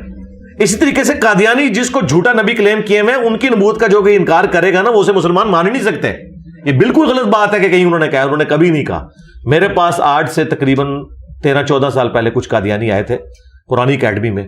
انہوں نے بھی یہ بات کی. میں نے کہا اپنے کسی مربی سے لکھوا کے لے آؤ کہ جو شخص غلام احمد قادیانی کو دجال مانے اس کے باوجود وہ مسلمان ہے. آج سرکار 14 سال ہو گئے جو مڑ کے نہیں آئے. ٹائم قیامت تک ہے. تسی گل کیتی ہے نہیں کتنے لکھی ہے انہوں نے کڈو اور اس نو انڈورس کراؤ. وہ کبھی بھی ماننے کے لیے تیار نہیں ہوتے. بھائی جھگڑے یہی ہے کیونکہ وہ اسے نبی مانتے ہیں، ہم اسے دجال مانتے ہیں. 30 جھوٹے دجالوں میں سے جو بخاری مسلم میں آیا قیامت اس وقت تک قائم نہیں ہوگی جب تک 30 جھوٹے دجال نہ پیدا ہو جائیں جن میں سے ہر ایک دعوی نبوت کرے گا. اور ابو داؤد ترمذی میں آگے الفاظ ہیں انا خاتم النبیین لا نبی بعدی. تو نبی علیہ السلام نے اس ختم نبوت کے عقیدے کو بالکل کرسٹل کلیئر کر کے بیان کیا, اس میں شیطان داخل ہو ہی نہیں سکتا. ختم نبوت کا جو معنی یا جس طریقے سے تفسیر قادیانیوں نے کی ہے یہ امت میں کبھی بھی نہیں رہی ہے, نہ یہ فٹ ان بیٹھتی ہے. البتہ کچھ مس ہینڈلنگ مسلمانوں کی طرف سے بھی ہوئی ہے خاتم اور خاتم کے لفظ کے اوپر. یہ بات درست ہے کہ قرآن میں خاتم کا لفظ ہے اور وہ ہے نبوت کی سٹیمپ, نبوت کی سیل, دونوں چیزیں درست ہیں. اور مسلم شریف میں خاتم کا لفظ بھی آیا ہے, سلسلہ نبوت کو ختم فرمانے والے. قادیانیوں کے لیے جواب ہے, یہ کہتے تھے خاتم کا لفظ دکھاؤ, مسلم میں موجود ہے. اب آ جائیں یہ جو خاتم ہے تو بھئی سیل آف دا پروفٹ یا سٹیمپ آف دا پروفٹ کا یہ معنی لینا کہ نبی علیہ السلام کے بعد جو امتی نبی آئیں گے وہ حضور کی مہر سے آئیں گے, بھئی یہ نہیں ہے. وہ سیل آف دا پروفٹ کا مطلب یہ ہے کہ ڈاکومنٹ کے اینڈ پہ سیل لگتی ہے, یا سٹیمپ بھی جو ہے نا وہ جج سٹیمپ لگا کے قلم توڑ دیتا ہے, اس کے بعد آپ اس ڈاکومنٹ میں کوئی چیز ایڈ نہیں کر سکتے. اور اس سے بڑھ کر ایک پریسیڈنٹ سیٹ ہے. سیدنا ابو بکر صدیق رضی اللہ تعالیٰ عنہ کے دور خلافت کے اندر 2 جھوٹے پیغمبر ظاہر ہوئے, بلکہ ایک عورت بھی, وہ تو رجوع کر گئی تھی, بلکہ یہ ایک ان میں سے جھوٹا پیغمبر بھی رجوع کر گیا تھا. مسیلمہ کذاب کے خلاف قتال ہوا, اس نے رجوع نہیں کیا تھا, تو حضرت ابو بکر نے اسے امتی نبی کے طور پر ٹریٹ نہیں کیا. حضرت ابو بکر رضی اللہ تعالیٰ عنہ علیہ السلام ختم نبوت کا وہی معنی لیتے تھے جو ہم لیتے ہیں. ان سے پوچھے کہ تم نے یہ معنی کہاں سے نکال لیا, جب نبی علیہ السلام واضح فرما رہے ہیں کہ میری اور باقی انبیاء کی مثال ایک خوبصورت عمارت کی سی ہے جس میں ایک اینٹ کی جگہ خالی ہے. جو لوگ بھی گزرتے ہیں اس عمارت کی تعریف کرتے ہیں, کہتے ہیں یہ ایک اینٹ لگ جائے نا پرفیکٹ ہو جائے, اور وہ ایک اینٹ میں ہوں. یہ حدیث بخاری مسلم دونوں میں ہے. اور اس سے بھی بڑھ کر جو میں نے ایک حدیث ریویل کی ہے, پہلے سے موجود تھی لیکن کسی کا دھیان نہیں گیا اس طرف, کہ بخاری مسلم دونوں میں حدیث ہے علی کی میرے ساتھ وہی نسبت ہے جو ہارون کی موسیٰ کے ساتھ, مگر میرے بعد کوئی نبی نہیں. بھائی اگر مولا علی علیہ السلام امتی نبی نہیں بن سکے تو غلام احمد قادیانی دجال تھے, شاہی کوئی نہیں. غلام احمد قادیانی دجال بھی کبھی یہ جرت نہیں کرے گا کہ میری دین اسلام کے لیے کنٹریبیوشن مولا علی سے بھی زیادہ ہے, کرے گا. تو کہاں سے امتی نبی بن گیا جب مولا علی امتی نبی نہیں ہے, اور جب حضور ان کو ہارون کی طرح اپنے ساتھ رکھ رہے ہیں جس طرح موسیٰ اور ہارون تھے. موسیٰ اور ہارون دونوں پیغمبر تھے, حضور کہہ رہے ہیں وہی نسبت ہے مگر میرے بعد کوئی نبی نہیں ہے. انہوں نے آدھی حدیث بخاری سے لی کہ جی نبی علیہ السلام کے بیٹے ابراہیم کے بارے میں عبداللہ ابن ابی اوفا کہتے ہیں کہ اگر ابراہیم جوان ہوتا تو یہ نبی ہوتا, وہ کہتے ہیں نبوت جاری ہے. اور بھائی پوری حدیث پڑھو, اس میں آگے الفاظ ہیں کہ چونکہ نبی علیہ السلام خاتم النبیین ہے اس لیے اللہ تعالیٰ نے حضور کا کوئی اپنا بیٹا جوان نہیں ہونے دیا, ورنہ یہ اللہ تعالیٰ کا تقاضا تھا نا کہ ابراہیم کا بیٹا پیغمبر ہے تو محمد کا بیٹا بھی پیغمبر ہوتا. چونکہ آپ خاتم النبیین ہے اس لیے نبی اسلام کا بیٹا شیر خارگی کی عمر میں فوت ہو گیا, ابراہیم بن محمد جو ماریہ قبطیہ سے پیدا ہوئے تھے. بقیہ غرقد میں ان کی قبر ہے, میں حاضر بھی ہوں کئی دفعہ ان کی قبر کے اوپر. ان کو امام بخاری نے ابراہیم علیہ السلام لکھا ہے صحیح بخاری میں, ظاہر نبی علیہ السلام کے بیٹے ہیں. تو وہ حدیث تو ختم نبوت کی حفاظت کر رہی تھی. ما کان محمد ابا احد من رجالکم ولکن رسول اللہ و خاتم النبیین, محمد تم مردوں میں سے کسی کے باپ نہیں ہے بلکہ وہ تو اللہ کے رسول اور خاتم النبیین ہے. بھائی اس کا اس سے کیا رشتہ ہے؟ وہ تو ایک بات ہو رہی تھی زید ابن حارثہ کی کہ اسے لوگ زید ابن محمد کہتے تھے, قرآن میں آیا کہ منہ بولا رشتہ کوئی نہیں ہے. اس کا ختم نبوت سے تعلق کیسے بن گیا؟ وہ اس طرح بنا کہ اگر ابراہیم کا بیٹا اسحاق اور اسماعیل پیغمبر تھے تو رسول اللہ کا بیٹا بھی پیغمبر ہونا چاہیے تھا. تو اللہ تعالیٰ نے کہا کہ نبی علیہ السلام تو اپنے کسی بیٹے کو نہیں دیکھیں گے کہ جوانی کی عمر میں پہنچے کہ چہ جائے کہ تم زید ابن حارثہ کو کہہ رہے ہو. کیوں؟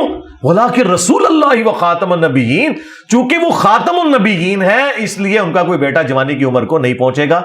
یہ فٹ ان بیٹھتا ہے بخاری میں جس طرح عبداللہ ابن ابی اوفا نے اس کی تفسیر بیان کی ہے. تو ختم نبوت پہ میری اتنی ویڈیوز ہیں الحمدللہ, میں آپ کے کیمرے کی وساطت سے بتاؤں یہ سارے لوگ چندے کھا رہے ہیں. عالمی مجلس ختم نبوت کیونکہ وہ تھانوی رسول اللہ پہ نہیں بولتی, یہاں پہ طریق لبیک چشتی رسول اللہ پہ نہیں بولتی, نہ دیوبندی نہ بریلوی, دونوں میں نے جماعتوں کے نام لے لیے. ہماری دعوت سے الحمدللہ درجنوں قادیانیوں نے اسلام قبول کیا. صرف میں نے چندہ نہیں اکٹھا کرنا ہوتا اور نہ کوئی پبلسٹی کرنا چاہتا ہوں, ورنہ میں بھی کیمرے میں لا کے یہ کرتا. مجھے کسی سے کوئی انڈورس کروانے کی ضرورت نہیں ہے.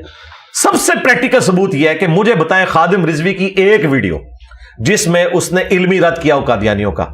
اسی طریقے سے سعد رضوی کی ایک ویڈیو, یہ صرف دھرنے دینے کے لیے, علمی رد کوئی نہیں انہوں نے کرنا. علمی رد تو میں کر رہا ہوں, اور الٹا میرے نام میں مرزا ہے تو انہوں نے مجھے قادیانی کہا.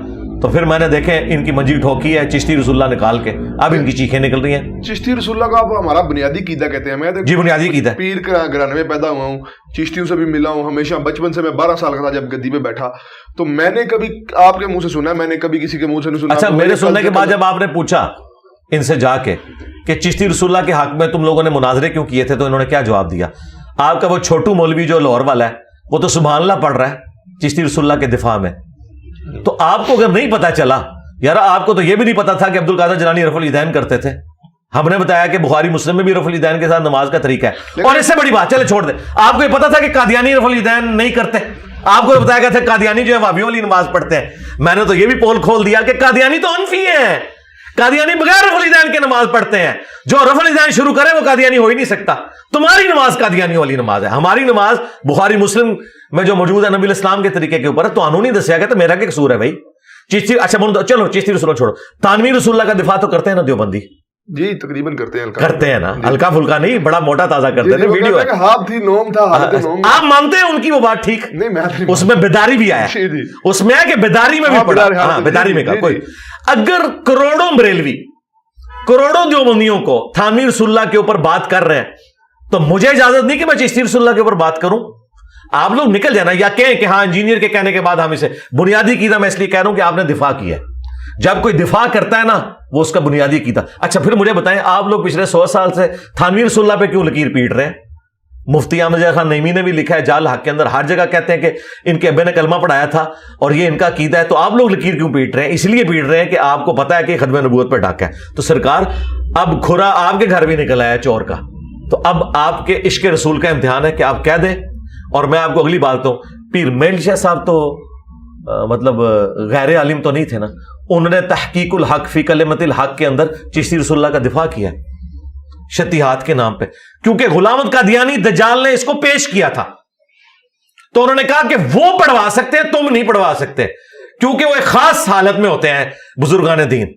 تو پیر میر علی شاہ صاحب 1937 میں فوت ہوئے ہیں, آج چل رہا ہے 24 سپتمبر 2023.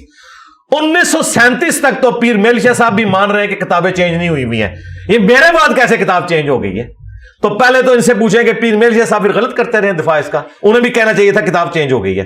یہ کہتے تھے اعلیٰ حضرت نہیں چشتیہ کی کتابوں کو مانتے, تو میں نے سبع سنابل سے چشتی رسول اللہ نکال دیا. اعلیٰ حضرت نے فتاوی رضویہ میں لکھا ہے کہ سبع سنابل رسول اللہ کی بارگاہ میں مقبول ہے. حشر میں عشق کو اگر اعلیٰ حضرت نہ بھی مانے, سبع سنابل کو تو اعلیٰ حضرت نے مان لیا ہے. اعلیٰ حضرت تسی گئے, لیکن آپ خود جناب کہہ رہے ہیں کہ گلدستہ اہل بیت کے سارے لفظوں کو میں نہیں مانتا. ٹھیک ہے, سارے لفظوں کا ایک کتاب کے مطلب, لیکن کفر تو انہوں نے لکھا ہو. اچھا ہاں, جہاں پہ ایک کفر یا کلمہ ہے تو سب زیرو سے ملٹیپلائی ہو گیا. اچھا غلام احمد قادیانی دجال نے کو ساری باتیں تو غلط نہیں نہ کی ہوئی, لیکن اس نے اتنا بڑا بلنڈر کر دیا کہ زیرو سے ملٹیپلائی ہو گیا. یہ بات ہے. اور مجھے تو افسوس ہوتا ہے بریلویوں کو بھی ہمیں یہ باتیں بتانی پڑنی. تسی تو کہندے سو جی ایک رائی کے دانے کے برابر بھی گستاخی ہو جائے تو سارا غوث کتب ابدال بھی بندہ فارغ ہو جائے گا.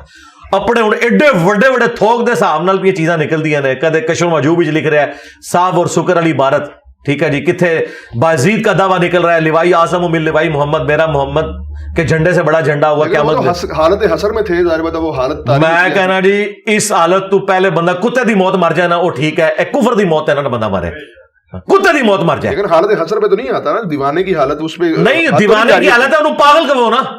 چلے ہاتھ تو نہیں جاری ہوتی, مجذوب ہوتا ہے. نہیں وہ ٹھیک ہے, یہ آپ کہیں بالکل ہم آپ کے ساتھ ہیں, آپ کے پاگل تھے, لیکن آپ پھر آپ کتے والی موت تو نہیں, حالت تو ایسی آ سکتی ہے. میں کہتا ہوں اللہ کے ہو سکتے ہیں. آپ مجھے بتائیں اللہ کی محبت میں کوئی شخص اس لیول پہ اترے گا کہ وہ نبی اسلام سے ٹکر لے لے گا تو اسے کتے کی موت ہی مر جانا چاہیے. لیکن کسی نے آج تک دلیل تو نہیں رکھی ہے وہ صوفیاء کی. بالکل ٹھیک ہے, مجھے بتائیں کیا آپ کی خواہش یہ ہے کہ آپ اس طرح کے بکواسیات کرتے ہوئے اللہ کی محبت میں مر جائیں؟ بھائی نبی اسلام کی شان میں گستاخی کی تعویل نہیں ہوتی, یہ آپ نے ہمیں سکھایا تھا. با خدا دیوانہ باش با محمد ہوشیار. میں تو کہتا ہوں کتے کی موت اچھی ہے اس شخص کی موت سے کہ جو اپنے نام کا کلمہ پڑھا کے مرے, جو کہ میرا جھنڈا محمد کے جھنڈے سے بڑا ہے, بڑے وہ پاگل مرے. میں تو اس طرح نہیں مرنا چاہتا یار, منو تو مرنے کا حق دیو نا. میں تو چاہتا میں لا الہ الا اللہ محمد رسول اللہ پڑھتے ہوئے دنیا سے جاؤں. میری خواہش نہیں ہے کہ میں اس طرح کرتے ہوئے جاؤں کہ میں کہوں کہ میرا جھنڈا محمد کے جھنڈے سے بڑا ہوگا اور کل کو میرے ماننے والے کہیں کہ نہیں ہے وہ خاص حالت میں تھے اور یہ تھا وہ تھا. اللہ نہ کرے کسی کی ایسی موت ہو, اللہ معافی دے, ایڈی پیڑی موت کسی دن نہ ہوئے جی. تو اللہ مبارک تو بزرگوں نے مبارک. حاجت تو نہیں جاری ہوتی ایسے جی, کفر ایمان کا فیصلہ تو نہیں آپ کر سکتے. نہیں پاگل ہے نا, تو پاگل ہے تو اس سے تو دین اٹھا ہوا, پھر وہ آپ کا رہنما نہیں ہے. पागल रहनुमा नहीं होता, सालिक होगा रहनुमा, मरजूब आपका रहनुमा नहीं होगा। आप उसे पागल डिक्लेयर करेंगे, और खुद मुफ्ती अनीफ कुरैशी ने कहा कि ये है कुफरी अकीदा, उस पे हम हद नहीं। तो मैंने भी कभी इनको काफिर नहीं कहा, मैंने कभी ये नहीं कहा ये काफिर है, लेकिन ये मेरी ख्वाहिश तो है।